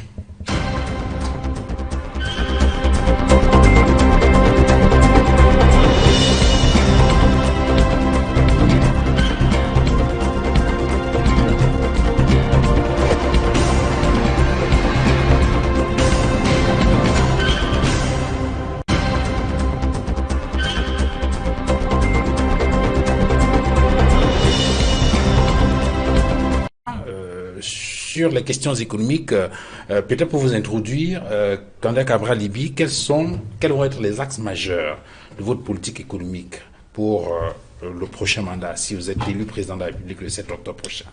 L'agro-industrie, le numérique, le tourisme, les investissements et la diaspora. Bien, commençons par l'agro-industrie qui vous tient tant à cœur. Alors, je vous ai suivi dire qu'une fois élu, vous allez carrément, vous répondiez au professeur Etunzingwa du ministère du PME, et vous avez dit qu'une fois élu, vous allez carrément effacer ce ministère. Pourtant, on sait très bien que les PME au Cameroun sont presque à 90% et qu'une bonne quantité, une bonne majorité fait dans l'agro-industrie justement. Est-ce que vous ne dites pas une chose et son compteur au même moment? Non. Les réformes tutélaires n'empêche pas l'effectivité du déploiement. Ça, vous devez le savoir. C'est-à-dire que si vous enlevez la tutelle, encore qu'il y a une tutelle partagée, parce que sur les questions agro-industrielles, il y a le côté institutionnel, accompagnement PME, ministère PME, mais il y a le côté effectif, matériel, qui est Minader. Donc, en le disant, je le disais, vous avez certainement suivi la CRTV, je le disais en rapport avec la réforme que je vais apporter aux chambres consulaires. Et là, je n'invente pas la roue. C'est aussi, je mets à profit souvent mes pérégrinations internationales. Je suis allé voir comment les chambres consulaires fonctionnent aux États-Unis, comment elles fonctionnent à Paris, parce qu'en France, il y a une chambre consulaire de Paris, de Lyon, de Marseille et autres. Au Cameroun, les chambres consulaires sont d'abord méconnues, y compris même des analystes politiques, et totalement éloignées des opérateurs économiques. En réalité, la maison de la PME, c'est la chambre consulaire. C'est la chambre consulaire qui est l'interface entre l'opérateur économique et l'État. C'est cette chambre consulaire qui joue le rôle de facilitation, qui invente des solutions. Vous connaissez le forum Business Forum, qui se tient, présidé par le ministère. C'est cette chambre de commerce qui doit inventer, et évidemment la chambre d'agriculture, je parle des chambres consulaires, qui inventent les solutions. C'est les chambres de commerce qui conquièrent des marchés. C'est des chambres de commerce qui inventent même des formations. Vous savez, Subdeco à Paris n'appartient ni à l'État ni à un privé. Ça appartient à la chambre de commerce de Paris. Donc, moi je dis, je sécurise mieux mes PME. Il y a le côté financement, le côté... Mais en réalité, quand j'évoque même la question des marques collectives, parce que le problème de nos PME aujourd'hui, c'est que si vous fabriquez, disons une PME fabrique des pâtes alimentaires, la compétition internationale aujourd'hui est telle que pour que cette PME existe, c'est difficile. Surtout que les intrants, dans notre cas, sont compliqués. L'énergie, tout ce que vous voulez. Mais nous, on va encourager les marques collectives et ce sera orchestré au niveau des chambres consulaires. Les marques collectives qui existent déjà, vous savez, aujourd'hui, vous voyez des produits, un même nom. C'est le lait, c'est le riz, c'est même parfois des chaussures. Bon, bref, c'est ça les marques collectives. Et nous pensons que pour mieux promouvoir les PME, il faut labelliser les marques. Il faut les protéger. Il y a des réformes déjà à faire au niveau de la propriété intellectuelle et autres. Vous savez, affilier aujourd'hui une invention, l'enregistrer à l'OAPI, c'est un montant exorbitant, c'est 400 000. Et on a comparé avec les États-Unis, l'Europe et autres, c'est très élevé. Mais revenons au PME. Donc, je l'ai dit, non pas que je déteste le ministre Tundingwa, comme certains ont interprété dans les réseaux sociaux, ou que j'avais un problème avec son ministère. C'est parce que j'estimais que vous avez l'API, l'agence de promotion des investissements. Vous avez l'agence de promotion des PME. Vous avez le ministère des PME. Vous avez le conseil, je crois, il y a 6 ou 7 institutions, seulement pour la PME. Alors que toutes ces missions, si vous lisez les textes de la chambre de commerce, c'est exactement les mêmes missions qui sont dévolues à la chambre de commerce. Mais tant qu'à faire, toilettons le paysage institutionnel, arrêtons de dépenser de l'argent pour rien à cause des chevauchements et logeons cela dans la chambre de commerce. C'est ce que j'ai dit. Donc à l'occasion, M. Tundingwa, si les opérateurs économiques pourraient être désignés par ses pairs pour diriger la chambre de commerce, pourquoi pas? Alors l'agro-industrie va de pair avec l'agriculture de seconde génération qui demande qu'on ait quand même les machines aussi. Sauf que, vous savez très bien que c'est les États-Unis. Faites attention avec cette affaire de seconde génération. Quand j'étais encore un expert normal, j'ai travaillé sur une étude là-dessus, commandée par le ministère, ils ne peuvent pas se faire. Je vous dis, il faut faire attention. Bien, du moins, on sait très bien que c'est... On ne sait pas encore exactement quelle année la consistance, mais bon. Très bien. Alors, machine aussi, oui, mais on n'en a pas suffisamment, il n'en a même pas du tout. Qu'est-ce que Cabral Lévy compte faire pour que les gens qui ont besoin de tracteurs et autres puissent développer des champs à grande échelle? D'abord, il faut, merci pour cette question, encourager les entreprises de mécanisation. Je l'ai vu non pas en Italie, je l'ai vu en France.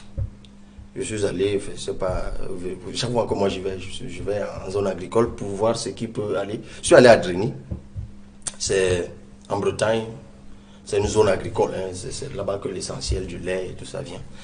Et j'ai vu le système de société de machines, pour dire des choses prosaïquement. C'est qu'il y a quelqu'un qui crée une société et qui a toutes les machines et qui les met à la disposition des agriculteurs de temps en temps. Ça veut dire que l'agriculteur n'a même pas besoin d'avoir lui-même le tracteur ou tout ce qu'il faut. Ça, c'est bien. Mais globalement, pour que ce type de société s'implante au Cameroun, il faut que les machines entrent. On acquiert des machines de deux façons. D'abord, en encourageant la recherche en interne. Exact. Et Dieu merci, si vous allez, vous y êtes souvent allé, aux journées, c'est les GERSIC, je crois, les journées de l'innovation. Oui. Très bonne initiative. Moi, j'y vais systématiquement. Et vous rencontrez tout le temps des Camerounais qui ont des brevets. Mais aucune suite. Vous savez, la décortiqueuse du riz, vous savez, il y a un nouveau riz maintenant qui pousse en terrain aride comme l'arachide. Ce n'est plus dans les marécages et qui produit au bout de 3 mois. Le problème de ce riz, que vous et moi, dont nous planterions désormais dans nos villages, je ne sais pas si nous venons tous des zones forestières, Le problème, c'est qu'il faut une machine qui décortique. Un Camerounais a inventé la machine. Ce Camerounais a saisi toutes les administrations camerounaises, juste pour avoir même un début de cautionnement. Je ne dis pas le financement. Un cautionnement pour qu'il aille s'endetter dans une banque pour développer sa PME. Aucune réponse. Voilà la clé. Donc, il faut encourager la recherche. Parce que la recherche trouve des solutions aux problèmes qui s'opposent. Et nous avons des Camerounais très ingénieux, très travailleurs. Et vous savez, beaucoup finissent même par vendre ces brevets. Et ils les vendent à qui? À des entreprises qui n'ont pas intérêt à ce que ces machines existent. Pour que nous restions dans l'importation d'un certain nombre de produits. C'est ça, la diplomatie. On y revient encore. Donc, ça, c'est l'aspect endogène. Mais l'aspect exogène, et là, ça touche les Camerounais de la diaspora et même les investisseurs étrangers. Moi, j'ai rencontré, c'était en Suisse, un jeune Camerounais qui fait des chips multisaveurs. C'est-à-dire des chips à la menthe, des chips et autres. C'est une petite entreprise qui est à Douala. Mais ce gars, d'abord, ces chips, il les exporte en plus. Jusqu'aux États-Unis. Lui, il exploite le segment à Goa. Mais le problème qu'il m'a posé, il m'a dit, Cabral, j'ai envie d'installer des unités dans toutes les régions du Cameroun. Le marché est porteur. Mais je ne peux pas. Parfois, je dois payer la douane à hauteur de 60% d'une machine. Je ne peux pas. C'est d'ailleurs le même problème qui se pose avec le secteur de la santé, avec ceux qui veulent installer des machines dans des cliniques au Cameroun. Et moi, je dis, je lève les barrières tarifaires. Et là, je n'invente pas la roue, puisque le Cameroun est déjà engagé dans les accords de partenariat économique qui doivent faciliter l'entrée en franchise de douane de cela. Il faut lever les barrières. Il faut accélérer. Il faut lever les barrières douanières. Enfin, il faut faire comme les États-Unis. Vous savez, ce qui est bien avec ce pays, tout ce que vous voulez faire, vous le faites. On vous ouvre les portes. C'est quand vous avez commencé à faire que le fisc vient toquer à votre porte pour vous demander, mais ça fait quand même 6 mois que vous êtes là, vous menez une activité. Est-ce que vous payez, vous pouvez commencer à payer les impôts? Enfin, je parle un peu de façon facile. Et je crois qu'il y a là un changement de paradigme économique. Soit on est un État qui érige des barrières aux portes, parce qu'il ne peut pas se doter d'un tissu productif qui permet l'élargissement de l'assiette fiscale, la création de la richesse, la création de l'emploi. C'est le paradigme de la paresse. Et c'est celui dans lequel nous sommes. Mais parce que nous sommes conscients, nous-mêmes en réalité, de nos errements et même de notre malgouvernance. Ou alors, vous instaurez la malgouvernance, la bonne gouvernance en interne et vous levez les barrières tarifaires. Vous faites venir les investisseurs, vous faites venir des gens qui injectent de l'argent dans votre économie et vous les contrôlez de l'intérieur. Mais ça veut dire que vous avez à éradiquer la corruption. Très bien, là vous évoquez en filigrane les IDE, investissements directs étrangers. Absolument. Sauf que quand je parcourais un peu le programme, j'avoue que j'ai un peu sursauté. Parce que j'ai pensé directement à l'affaire Beniraï au Bénin. Vous avez vu quelqu'un dire... Il faut m'expliquer, hein, je ne suis pas très cultivé. Beniraï, c'est très bien de quoi il s'agit, allez-y. C'est très bien alors. Quelqu'un dit... Peut-être je parle aussi pour ceux qui nous... Ils vont rentrer avec leur un peu comme Chandonnette du Nord. Et donc voilà, est-ce qu'on n'a pas en face de nous quelqu'un qui va en quelque sorte brader le pays aux étrangers? D'abord, vous avez raison.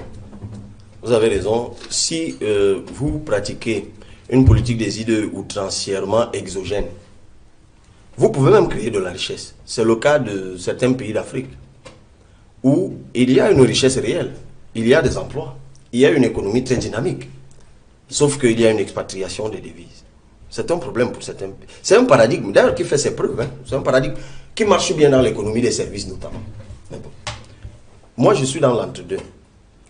Le problème que nous avons chaque fois que nous évoquons les IDE, c'est que nous voyons dans les IDE que les Français, les Allemands, les Chinois.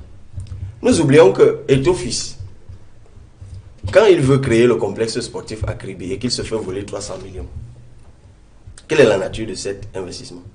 Est-ce un IDE ou pas? C'est un IDE. Donc, nous ne voyons pas toujours les IDE. Mais ils sont pas nombreux, les vous ne les connaissez plus, mais faites attention à ce type de déclaration. Justement, miroir aux alouettes. C'est ce que le système vous fait croire. Des Camerounais comme Eto'o, il y en a à profusion. C'est parce qu'on les a éloignés. Il n'y a aucune mesure incitative. Ils s'en sont éloignés. Eto'o, lui, il est intrépide. C'est pour ça qu'il est venu. Donc faites très attention. Dans notre vision des IDE, puisque nous, et vous l'avez lu, nous nationalisons la commande publique. Vous l'avez lu. Ça veut dire que nous priorisons les nationalistes. dans laquelle il y avait en 3 premières positions 3 entreprises camerounaises, et puis un matin, comme le chef de l'État actuel sait le faire, il a sorti de son chapeau cette entreprise allemande avec les résultats qu'on connaît aujourd'hui. Ne me confondez pas au système actuel.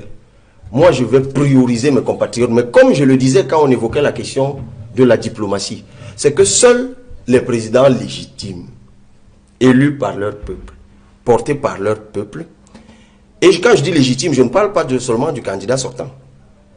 Moi, Cabral Libi, je suis celui à qui on fait le plus le procès de ses financements. Comme moi, je suis réputé pauvre, on demande tout le temps comment il a fait pour payer 30 millions, comment il a fait pour aller aux États-Unis, comment il a fait pour s'acheter une cravate rouge.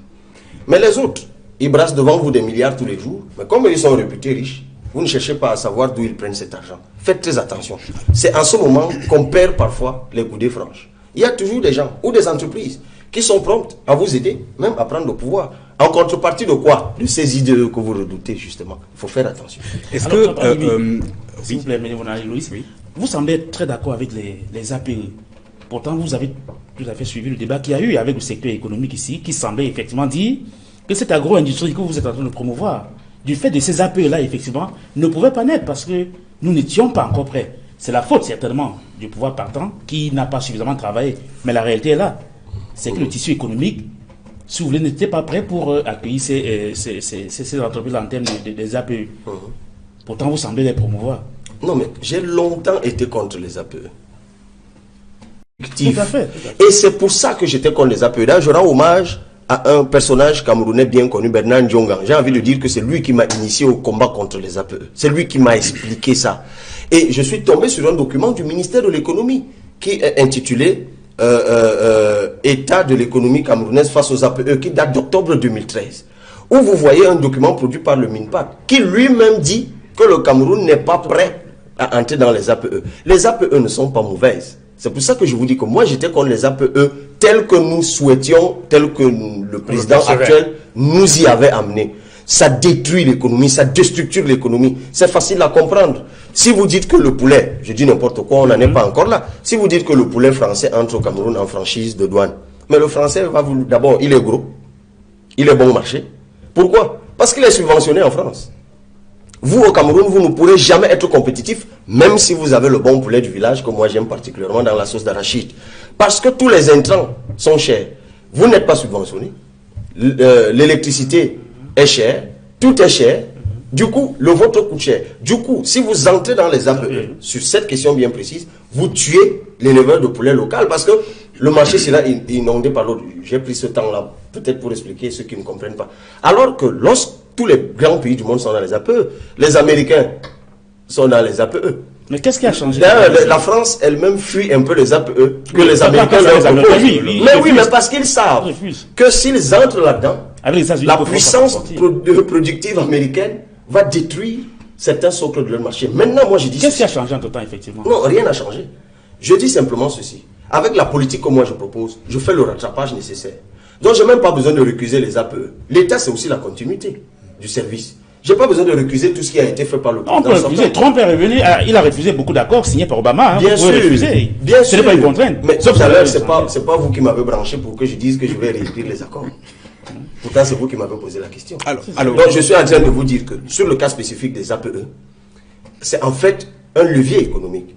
Si on discipline notre économie, c'est pour ça que je parle de l'agro-industrie. Moi, je vous dis donc qu'avec ces APE, je vais industrialiser mon agriculture. Et en ce moment-là, nous en tirerons le meilleur profit parce que nous exporterons aussi.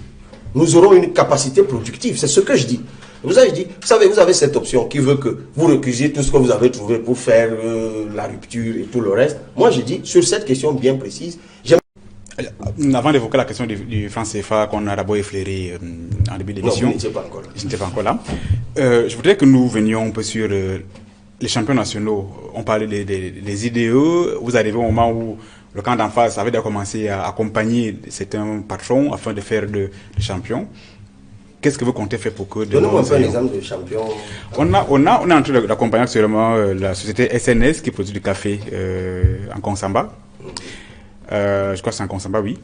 Et puis, toujours dans le Mongo, je pense qu'on est en train d'accompagner plusieurs entreprises qui font dans la culture de la banane. Donc, le Minepat, je pense qu'en janvier, on y était avec... Dans le Mongo, vous avez dit. Dans le Mongo, oui. Là où il y a la PHP. Oui, d'ailleurs, il y a la perspective, on va venir. Donc, Plantation de Openja. justement, et donc, on avait Quand je l'ai commencé... évoqué, vous savez de quoi je veux parler. On avait commencé à accompagner certains champions nationaux. Est-ce que sur le Cabral Lebi, il faut comprendre qu'on n'aura plus jamais l'État qui accompagne certains patrons nationaux? Mais ça s'inscrit dans le prolongement de ce que je vous dis. Je suis le chantre des patrons nationaux. Si je vous posais la question, c'est une question rhétorique. C'est que, en réalité, c'est une demande incessante d'un certain nombre de jeunes entrepreneurs camerounais. Je vais vous prendre le cas de Dove. Vous connaissez Dove? C'est un champion national aujourd'hui. Moi, enfin, je ne connaissais pas ce monsieur avant. Le jour que je l'ai rencontré à la faveur d'une conférence, j'ai découvert un jeune Camerounais, à peine âgé d'1 an de plus que moi, je crois, qui est au cœur de tout ce dispositif. Voilà un champion national, Dove. Dove a demandé, ça c'est dans mes recherches, Dove a demandé un espace foncier, là au centre-ville, pour construire Dove. Voilà où Yaoundé. Ici à Yaoundé. Non, on est à Yaoundé. On lui a refusé cet espace. Alors qu'il avait tout ce qu'il fallait, les croquis, le business plan, tout ce qu'il fallait pour. Et vous savez à qui on l'a donné? Non. Carrefour. Je n'ai rien contre Carrefour. Je suis quand même étonné que vous me parliez d'un État qui accompagne les champions et qui refuse d'accompagner ce champion-là. Il y a des exemples de champions qui sont accompagnés et d'autres qui Donc, sont je voulais juste vous dire que tout le faites monde. attention avec notre État. Ils ont parfois un fonctionnement paradoxal.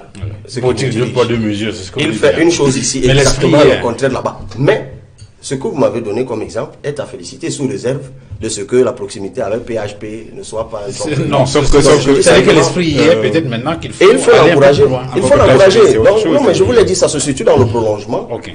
de ma vision économique. Quand je vous dis que je priorise la commande, oui, les nationaux dans la commande publique, c'est de ça que je parle. Et donc là, on a vu les images, vous et Kémy Séba, je peux l'appeler le pape, n'est-ce pas, de ceux-là qui sont contre le franc CFA. Bon, le pape avec Sultan en moins.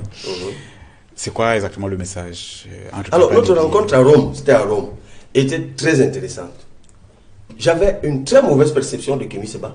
Et lui aussi, il avait une désastre. Que leur problème, c'est le CFA, c'est pas la vérité. Notre problème, c'est pas le CFA. Le CFA est un problème parmi tant d'autres. Le CFA est un instrument dans la conquête globale de souveraineté. Même si vous sortez du CFA et que les accords que vous avez évoqués, les accords d'exclusivité Ils sont pas réglés. sur un certain nombre de choses ne sont pas révisés, vous ne sortez pas de l'auberge. C'est pour ça que certains pays africains, d'ailleurs, il y a 53 pays, je crois, en Afrique. Il y a une quinzaine Dans le CFA. Dans le CFA. Il reste donc une trentaine. Est-ce que les 30 autres sont forcément prospères? Non. Pourtant, ils ont leur monnaie. En réalité, c'est pour ça que je vous dis que c'est une question dans une question globale. Moi, je suis pour que nous sortions du CFA, c'est-à-dire que nous arrivions à notre souveraineté totale. Ça passe par la sortie du CFA, ça passe par la révision d'un certain nombre d'accords, encore que le CFA est un accord. C'est vous entrez avec un autre. Justement, est-ce que... Mais je vais vous dire, même si vous gardez CFA, d'ailleurs qui s'appelait franc des colonies françaises d'Afrique, bon maintenant c'est la communauté financière Il y a africaine. 15 pays africains, effectivement, qui ont en commun Ce une que je monnaie. veux vous dire, c'est On que peut moi je changer. suis allé au Ghana, à la Banque centrale du Ghana. À l'époque, d'ailleurs, j'étais encore journaliste, donc à la faveur d'un travail journalistique avec Vox Africa, je suis allé à la Banque centrale du Ghana étudier la question du CEDI. Le CEDI, c'est la monnaie ghanéenne. Tout à fait. Mais elle n'est forte que parce que le Ghana, sous Rawlings, est entré dans un régime disciplinaire, avec la bonne gouvernance. C'est un peu le cas du Rwanda. Le CEDI est indexé sur le dollar. Et il y a toujours un taux de convertibilité, une captation pour la convertibilité, qui oscille entre 15 et 25% selon un pays. Donc le jour où vous sortez du CFA, la monnaie que vous allez créer ne fait pas partie du panier de devises, ni de la Banque mondiale. Donc, soit vous allez derrière le dollar, soit vous allez derrière le renminbi chinois, soit vous allez derrière le franc, enfin, je ne sais pas trop, comme le Nigeria et ailleurs, vous serez toujours indexé sur une monnaie. Le débat n'est pas là-bas. C'est pour ça que je dis que, moi, ça me pose d'abord un problème d'ordre symbolique. Le nom CFA me renvoie toujours à une affaire qui n'est pas bien. On peut trouver un nom africain. C'est de ça qu'il s'agit, Deux, effectivement. on peut passer de 50% du taux de change, de convertibilité, à 25%.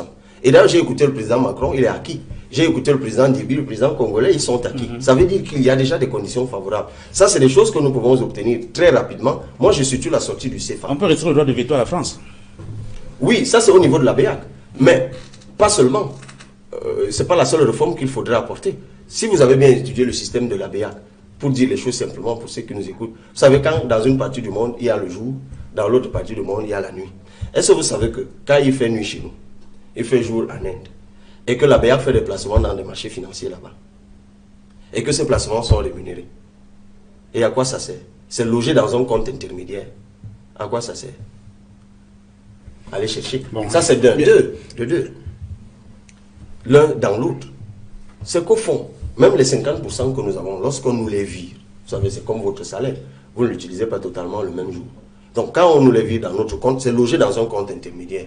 Que fait cet argent? Il est thésaurisé. En fait, si on avait une bonne politique de trading monétaire, on aurait une place financière, une place boursière au niveau de la CEMAC, qui ferait que même ces 50% là seraient tellement rentabilisés dans les placements financiers que ça nous aiderait beaucoup. Mais on est encore dans le système de paresse. En fait, les placements nocturnes permettent de payer les gros salaires. Je ne voudrais pas me faire des ennemis à la BEAC. D'ailleurs, ce n'est pas leur problème. Ce n'est pas le problème des fonctionnaires de la BEAC. C'est un problème politique. Vous voyez là où je veux situer la diplomatie. C'est qu'il y a un certain nombre de choses. Quand vous êtes vraiment soucieux de l'intérêt de vos compatriotes, il y a des sujets auxquels vous vous attaquez, mais davantage avec maturité. Donc, avec maturité, est-ce qu'il faut... La dernière question pour sortir. Est-ce qu'il faut comprendre que localement, nous avons 5 banques, n'est-ce pas, qui sont pratiquement en faillite. Il y en a même qui ont pratiquement, qui devraient être, du moins, qui ont de sérieux problèmes et qui on compte à peu près 2000 épargnants payants qui sont dans la rue. On se plaint, je pense à un monsieur comme l'expert bancaire Pierre Noukam, qui prend souvent ce problème-là à bras le corps. Une fois élu, quel sort réservez-vous à ces clients qui ont perdu leur dépôt dans les banques? Non, moi je place l'humain au cœur de mes préoccupations. Je l'ai toujours dit. Comme je dis que un pays qui a 3 millions de handicapés ne doit pas s'autoriser d'avoir des handicapés le long des rues, comme c'est le cas à la poste centrale ou ici à Douala, je créerai des centres de prise en charge de ces personnes-là. Moi, quand un Camerounais est en détresse, le rôle de l'État, c'est de le protéger. Je vous ai dit tout à l'heure, pour moi, c'est un État qui protège. Mais il y a des mécanismes intermédiaires. Autant vous dites, vous savez, c'est des produits financiers. Quand un pays, vous savez, si vous êtes vous avez certainement étudié la finance, ça s'appelle la dette noire.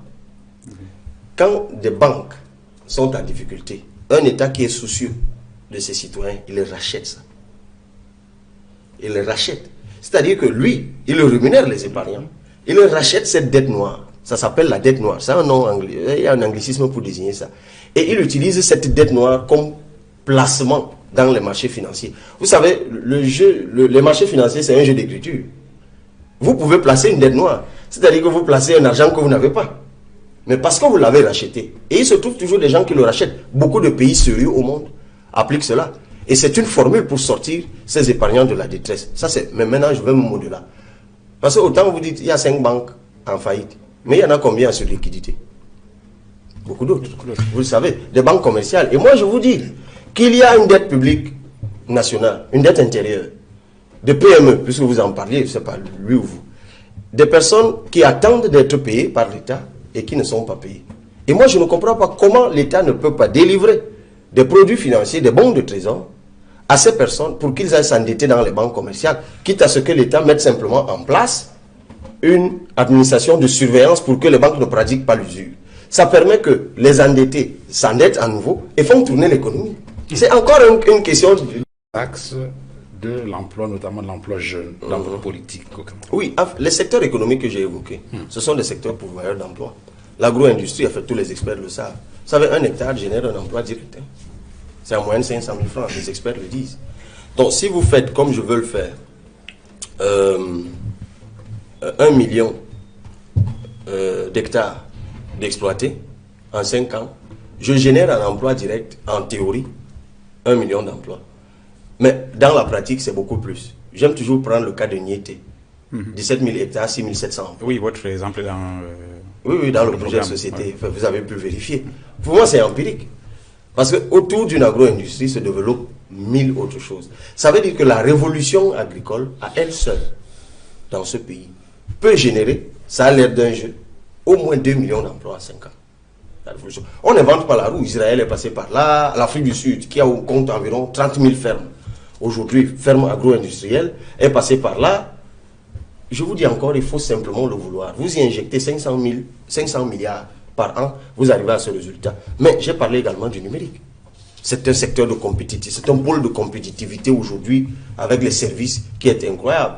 Des pays comme le Japon excellent là-dessus. Mais pour cela, il faudra travailler sur les infrastructures. Mais bien sûr, mais ça encore, c'est pas la mer à boire. Nous avons la fibre optique, nous avons Camtel. Il faut simplement mettre un terme à la gabégie et au désordre. Et puis nous passons. Qui dit numérique dit Internet. Qui dit service dit Internet. Vous savez, moi je vais vous prendre un exemple simple. Un jour, j'ai posé la question. Quand vous êtes un fonctionnaire, disons professeur de lycée, vous êtes affecté à Maroua, vous n'avez pas de salaire. Pour suivre votre dossier, vous êtes obligé de prendre le train, enfin la voiture et puis le train, pour venir suivre votre dossier à Yaoundé. Est-ce que vous savez que si vous créez une centrale d'appel au ministère de la fonction publique, où vous employez 100 jeunes en journée, 100 jeunes la nuit, avec un numéro de téléphone, c'est pas à vous que je le disais. Dans un pays, vous savez comment est fini le Pager U, le PIFMAS et autres. C'est qu'on donne de l'argent, PME, à des jeunes pour qu'ils investissent et qu'ils remboursent pour qu'on donne à un autre jeune. On donne l'argent à un jeune le lundi, il est mort le mardi. Comment il est mort? Parce qu'il a fourni un acte de décès. Et on le croise dans la rue 2 jours après. Il s'appelle. En même temps, c'est parce que les politiques n'étaient pas assez suivis à ce niveau. Oui, sous réserve, on est d'accord. Mais la question de la sécurisation de l'information économique, c'est très important. C'est pour ça que la numérisation met un terme à ça, l'identité. J'évoquais la question de l'adresse. Quand vous êtes encore dans un pays où pour éduquer le chez vous, vous parlez d'un manguier et d'une poubelle derrière. Oui, ça a l'air d'un jeu. Mais pour un banquier, à qui vous demandez 5 millions pour une entreprise, vous habitez où il y a un manguier en Bobongo, derrière lequel il y a une grosse poubelle et une petite poubelle. Il dit ok, c'est bien, on va voir ça. Ça n'a pas de sens. En réalité, c'est très compliqué, tel que vous le soulignez. D'ailleurs, cela se voit sur le terrain. Parce les adresses, il est difficile de se repérer. Non, c'est l'urbanisation. C'est l'urbanisation. Et à ce niveau, justement, il y a des mécanismes qui sont élaborés.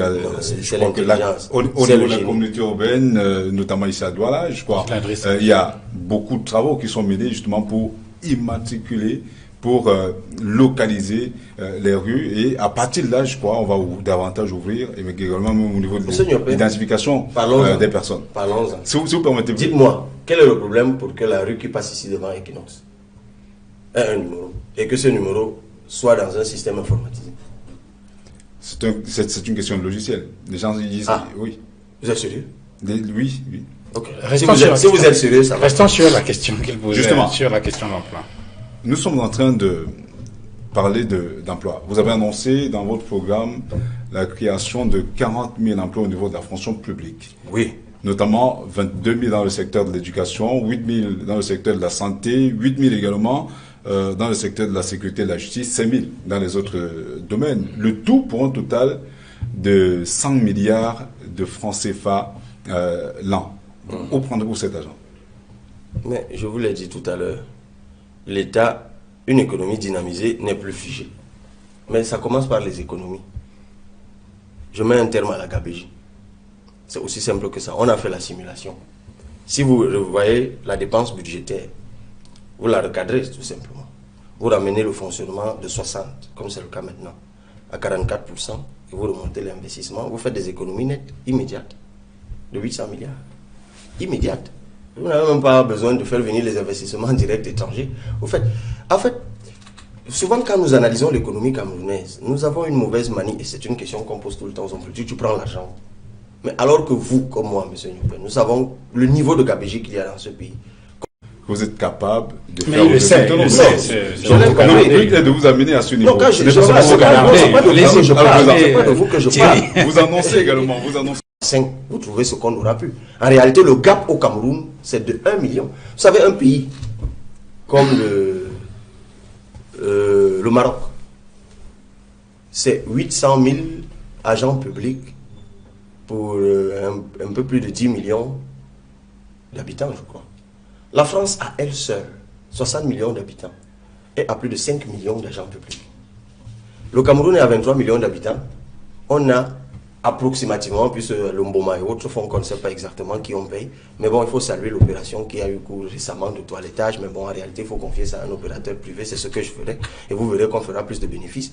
Donc, on est approximativement autour de 400 000 personnes pour une population de 23 000 habitants. En fait, il y a un gap énorme. Contrairement aux idées reçues paresseuses qu'on entend. Non, il y a trop de fonctionnaires. Non, comment il dit qu'il va prendre plus de fonctionnaires? En réalité, il y a plus de fonctionnaires oisifs. Des gens recrutés à des postes où ils ne sont pas compétents et qui jouent à Zuma de luxe du matin au soir parce qu'ils n'ont pas de dossier sur la table. Il ne faut pas confondre les choses. Je voulais expliquer ça. On sait également, notamment pour ce qui est de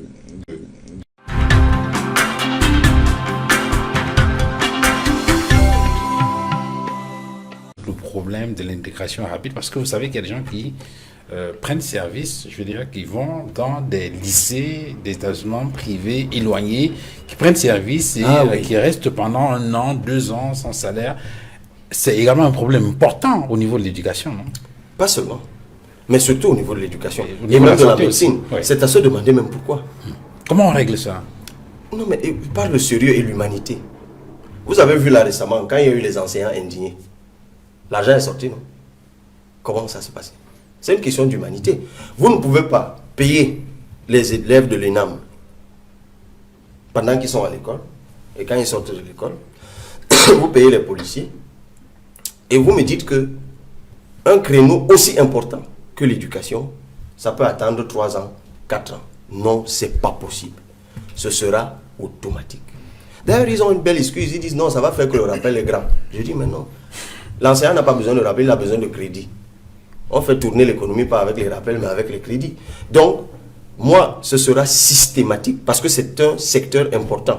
Mais ça me permet même d'aller plus loin. Vous savez, c'est comme la question du retraité. On vous paye votre salaire pendant 30 ans normalement. Le jour où vous êtes admis à faire valoir vos droits à la retraite, la machine arrête de vous payer votre salaire et divise en 3. Et on vous dit que pour avoir la totalité de votre pension, vous devez déposer un dossier. Et vous vous demandez, la machine connaissait cette personne pendant 30 ans. Est-il devenu une nouvelle personne pour qu'il fasse un nouveau dossier? Ça fait à sa partie retraite? des réformes C'est comme la qu'on peut veuve. apporter. C'est comme la veuve. Savez-vous quelle est la durée moyenne au Cameroun pour qu'une veuve, ça concerne aussi les veuves, accède à la pension de veuvage? C'est parfois 6 ans. Je connais encore une dame que j'ai croisée après Mokolo, il y a un quartier qui monte là, Eligefa, Ngonda, comme on l'appelle, qui m'a dit qu'après ça fait 6 ans. Je la connais par ailleurs depuis longtemps. Son mari est décédé, jeune femme, avec 5 enfants. Et on s'est vu récemment, je lui ai dit, mais ça va? Elle me dit, ça va pas. J'ai toujours pas la pension de mon mari. 6 ans. C'est inhumain. Une veuve. Et je lui ai demandé comment tu élèves les enfants. Elle m'a dit, c'est catastrophique. Je suis endetté jusqu'ici. D'ailleurs, je demande pardon parce que j'ai dit son petit nom, on pourrait la reconnaître. Mais ça m'a tellement choqué que je me suis dit, mais quel est ce pays où on peut quand même acheter une voiture de 700 millions comme si on jouait? Mais une dame ne demande qu'à entrer en possession de Certains l'argent. vous répondront que ce sont des cas marginaux, surtout au regard des résultats satisfaisants qui sont opérés par la Caisse nationale de prévoyance sociale. Non, il faut d'abord, ce n'est pas des cas marginaux. Et pour moi, un seul cas n'est pas marginal. L'humain, monsieur, ce n'est pas un cas marginal. Une femme qui souffre avec des orphelins, ce n'est pas un cas marginal, ça. Alors que vous avez des gens qui brûlent l'argent des Camerounais tous les jours dans des dépenses somptuaires. Pour moi, ce n'est pas un cas marginal. Et pour la CNPS, moi je vais réformer la CNPS. D'ailleurs, c'est plusieurs choses. La CNPS gère les retraites, gère les accidents, maladies. Je crois qu'il y a une 3e dimension. Et moi, le problème que j'ai avec la CNPS, c'est que la CNPS fait des placements financiers avec l'argent des retraités, mais ne rémunère pas les retraités avec les revenus de ces placements. Ce n'est pas juste. Les retraités doivent avoir droit à ça. Ce sera le cas. Avant d'aborder l'aspect santé, il y a une autre question qui tourne autour de l'éducation. Certainement, les étudiants en master, en thèse ou en génie industriel vont applaudir. Vous avez annoncé les bourses à hauteur de 125 000 francs par mois. C'est beaucoup d'argent quand on a fait le calcul. Des bourses de compétitivité pour les plus brillants. C'est pour ces bourses-là que je le dis. Il faut encourager le mérite, il faut encourager le travail. Qu'est-ce que vous mettez dans les plus brillants? Non, mais ceux qui fournissent des résultats encourageants, ceux qui font bien des études. Ça existe, ça a existé, c'est pas nouveau, je n'invente pas la roue. Moi, j'obtenais des tableaux d'honneur, enfin, quand j'étais un peu plus intelligent à l'école, parce qu'après ça a changé. Mais j'obtenais des tableaux d'honneur tout le temps à l'école, et ça me poussait à être encore plus brillant la prochaine fois. Donc, c'est pas nouveau ça. Dans votre propos, on sent que l'enseignement technique aura une Oui, absolument. Je vais créer, je l'ai dit d'ailleurs, ça coûte 600 millions. On a évalué le coût. un lycée polyvalent. Je ne sais pas si au bout de 5 ans, on aura fini. Et mais c'est l'objectif dans chaque département. Quel est le pourcentage donc, dans chaque arrondissement entre l'enseignement général et l'enseignement technique désormais sur 50-50. Peut-être même un peu moins pour le général, l'enseignement général. L'enseignement général, c'est bien. Enfin, on ne sait pas qu'on va sortir. J'en suis un produit. Alors, peut-être une question de santé. Même dans l'enseignement général, il y a la technique. Moi, je fais du droit. Mais il y a la technique du droit. Donc, il faut faire attention. Une question de santé. Si vous le permettez, le candidat Libye a annoncé que tout Camerounais indigent aurait désormais droit aux soins de santé gratuitement en cotisant ne serait-ce que 2000 francs CFA par an. Par quel mécanisme? Parce que quand on regarde et quand on s'interroge, il y a quand même 37,5% des Camerounais qui vivent en deçà du seuil de pauvreté au Cameroun, ce qui nous renvoie pratiquement à 8 millions de Camerounais. Comment vous allez financer la santé de 8 millions de Camerounais par an quand ils cotiseront ne serait-ce que 2000? D'abord, sous mon règne, le nombre de Camerounais vivant sous le seuil de pauvreté va baisser. Mais je suis d'accord avec vous, ce ne sera pas tout de suite. Et puis, je n'ai pas dit que les indigents paieraient. Justement, les indigents font partie de la catégorie exonérée. Les indigents, les malades mentaux, les vieillards et les enfants de moins de 7 ans. Ce que j'ai dit en revanche, c'est que la caisse d'assurance maladie publique, qui ne va pas tuer les caisses privées, sera financée par la fiscalité. Et à maintes occasions, j'ai dit de façon technique et schématisée les réformes fiscales que j'apporterai, et par les contributions personnelles obligatoires. Et j'ai donc dit que selon le standing, il y aura le régime des salariés et le régime des indépendants, qu'on appelle les travailleurs indépendants. Et que selon la nomenclature des métiers, qui a d'ailleurs été rendue, qui a été faite sous financement de la Banque mondiale par l'Institut national de la statistique en 2016, et qui a répertorié environ 1700 métiers, je ne suis pas d'accord, je pense qu'il faut refaire ça. On va donc calibrer les contributions individuelles des indépendants par rapport à la classification de leur métier dans le tableau de nomenclature des métiers. Et c'est là que j'ai donc dit que pour les métiers les plus bas, ça commencerait à 1000 francs, non pas par an, mais par mois. Voilà. Et c'est pour combien d'années? C'est au bout de combien de temps? Non, ça se fait tout de suite. Non, ça se fait tout de suite. Si moi je suis élu, ça commence dès janvier. Les soins de santé, c'est environ 700 milliards par an, ce que nous payons quand nous allons à l'hôpital. Donc, c'est pas la mer à boire. C'est vrai que si vous mettez l'assurance maladie, ça fait exploser les dépenses de santé. Ça veut dire que immédiatement, vous devez mettre la stratégie de prévention et développer la médecine anthropologique, parce qu'elle est minorée dans notre cas. Moi, je me rappelle quand on était plus jeune, on buvait notre comore, c'est comme ça que ça s'appelle en ma langue, c'est la quinquina, et ça nous prévenait. Mais au-delà de ça, il y a l'éducation à la santé. Ça commence même à l'école. Se laver les mains, c'est des choses qu'on enseigne plus, nous on les enseigne, je suis sur vous et moi. Mais plus grave, en zone urbaine, dites-moi, monsieur Nyombe, quand vous vivez dans la poubelle, comment n'aurez-vous pas le choléra? Comment n'aurez-vous pas la malaria? Ça passe par là. Donc si vous mettez une caisse d'assurance maladie, vous devez travailler sur la prévention. Et j'ai dit que ce sera obligatoire. Et d'ailleurs, c'est un levier économique, ça devrait vous intéresser, parce que c'est ça qui va nous permettre de sortir de l'informel. Une fois, j'ai dit obligatoire, ça ne veut pas dire que le policier va suivre quelqu'un, mais on va subordonner tout service public à la présentation de la carte de souscription à l'assurance maladie publique, en fait, pour ceux qui n'auront pas la privée. Et ça fait que quand quelqu'un viendra souscrire au niveau de la caisse d'assurance maladie, on saura quelle est l'activité qu'il mène, et on pourra donc la rediriger dans une catégorie d'imposition.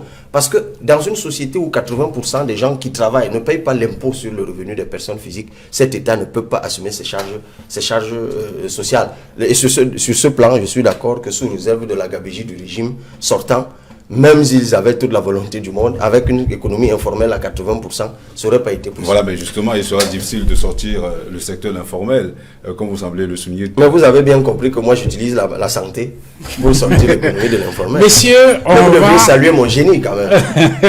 Messieurs, on va s'arrêter là, mais avant de conclure cette émission, nous allons donner quelques minutes au candidat Cabral Libye pour s'adresser une fois de plus aux électeurs. Mes chers compatriotes, un nouveau jour se lève. Nous allons construire le Cameroun qui protège et qui libère les énergies. Ça dépend de vous. Le projet que nous proposons est compétitif. Ce projet, en 5 ans, nous sort de la misère. Il ne dépend que de vous, de lui donner une chance d'être mis en pratique. Je suis sûr d'une chose. Le président sortant ne va pas gagner le 7 octobre 2018. Mais celui qui va gagner, celui que vous aurez choisi, celui que vous aurez hissé au pouvoir, il faudra qu'il prouve qu'il a gagné. Le défi, c'est donc d'être dans les bureaux de vote. Que ce soit avec le parti Univers ou avec un autre parti, chers compatriotes, participer à la dynamique de surveillance du vote. Nous, on a mis en place une plateforme numérique, Electra, Elections Transparency, www.electra.org. Vous pouvez vous abonner. Pour que le jour du vote, même si Internet a été coupé, on travaille sur toutes ces questions, nous puissions dire, minute by minute, PV à l'appui. Mais il faut donc qu'il y ait dans chaque bureau de vote au Cameroun, quelqu'un qui, au soir du vote, pourra nous donner le PV, pourra le filmer pour le mettre dans la plateforme. Nous ne pouvons le faire que bénévolement. Nous n'avons pas les moyens. Évidemment, j'ai lancé une levée de fonds de 200 millions. Je l'ai dit tout à l'heure, ça tarde. On est à peine à 50 millions. J'espère que vous allez continuer dans nos plateformes de téléphonie mobile et autres pour nous aider à cela. Mais nous comptons sur le bénévolat. Je compte sur vous, chers Camerounais, pour que dès 2019, que nous ayons notre caisse d'assurance maladie, que nous ayons tout ce que j'ai décliné ici. Cela ne dépend que de vous. Debout, citoyens camerounais, c'est encore l'occasion pour moi de remercier ces compatriotes qui sont venus nombreux aujourd'hui me soutenir au stade SICAM, c'était à Douala. C'est la preuve que les choses ne sont plus comme avant. C'est la preuve que vous, chers compatriotes, vous n'êtes plus comme avant. Maintenant, vous vous levez, vous allez au taquet, vous allez au chaudron. Vous êtes déterminés à donner une autre chance au Cameroun, une autre destinée à notre nation. Je vous y encourage, je vous y engage. Rendez-vous très bientôt sur le terrain pour la suite de la campagne et le 7 octobre pour la victoire assurée. Le bulletin de vote. Eh bien, voilà, puisque nous parlons du vote, voilà le bulletin. Je pense que le caméraman... Alors, le bulletin était blanc au début. Ça ne semblait pas poser de problème. Et durant mon absence, j'ai appris que, parce que c'était blanc comme le bulletin d'un autre candidat, on ne voulait pas que ce candidat se retrouve dans la confusion avec un autre candidat, alors que tous les bons à tirer avaient été validés. On a appris que l'instruction serait venue, que ça change. Il n'y a pas de problème. Voici le nouveau bulletin, il est gris. Et avec mon visage là-dessus, en tête avec un couvre-chef, Chichia, qui me crée d'ailleurs beaucoup de problèmes de certains autres méfaits. Ça, c'est pour rire. Donc voilà le bulletin du Parti Univers, chers compatriotes, que vous devrez glisser dans l'urne le 7 octobre 2018. Merci Cabral Libye d'avoir accepté de jouer le jeu. Merci d'être venu sur ce plateau pour décliner votre programme. Écoutez, merci à vous de m'avoir invité. Je salue vraiment votre sagacité, votre perspicacité. C'est un programme de mon modeste point de vue de haute facture qui permet au candidat de décliner son programme. Mais ce n'est pas un tapis non plus. On sent bien qu'il y a des pièges partout. Mais c'est ça l'épreuve de la politique. Si j'ai été maladroit, je vous fais mes excuses et à ceux qui nous regardent. Je sais que j'ai la mine un peu fatiguée, mais ceux qui me regardent doivent comprendre que j'ai à peine dormi 2 heures, 3 heures par nuit depuis 21 jours. Donc, mais je tiens le coup. Donc, on vous souhaite bonne continuation, bon courage et surtout bonne chance pour cette élection. Merci à vous. Merci à Thierry Yopé. Et puis, je voudrais quand même vous dire, ça pourrait vous inciter à me voter. C'est que dans les bénéfices que je fais au Sénat, je l'ai dit, la moitié, puisque la Chambre des sages prendrait 3 milliards, c'est 15 milliards le budget du Sénat. 7 milliards seraient consacrés au fonds de viabilisation des médias. Merci. Ça devrait vous inciter à mettre ça. Merci à Thierry Yopé d'être venu sur ce plateau. Merci Thierry. Vous êtes directeur de publication du journal Le Confidentiel, entre autres. Merci également à Rodrigue Tchokodieu qui était sur ce plateau, directeur de publication de Afrique Évolution. Ali Sonana, infiniment merci d'être venu. Vous êtes journaliste au journal Repère. Entre autres, on dit également un grand merci à Edmond Kamgia qui était là dans la première partie de cette émission sur la question de politique extérieure. Merci à vous, madame, messieurs, d'avoir regardé cette première livraison d'Etoudi 2018. Excellente soirée à tous et à très bientôt. Au revoir.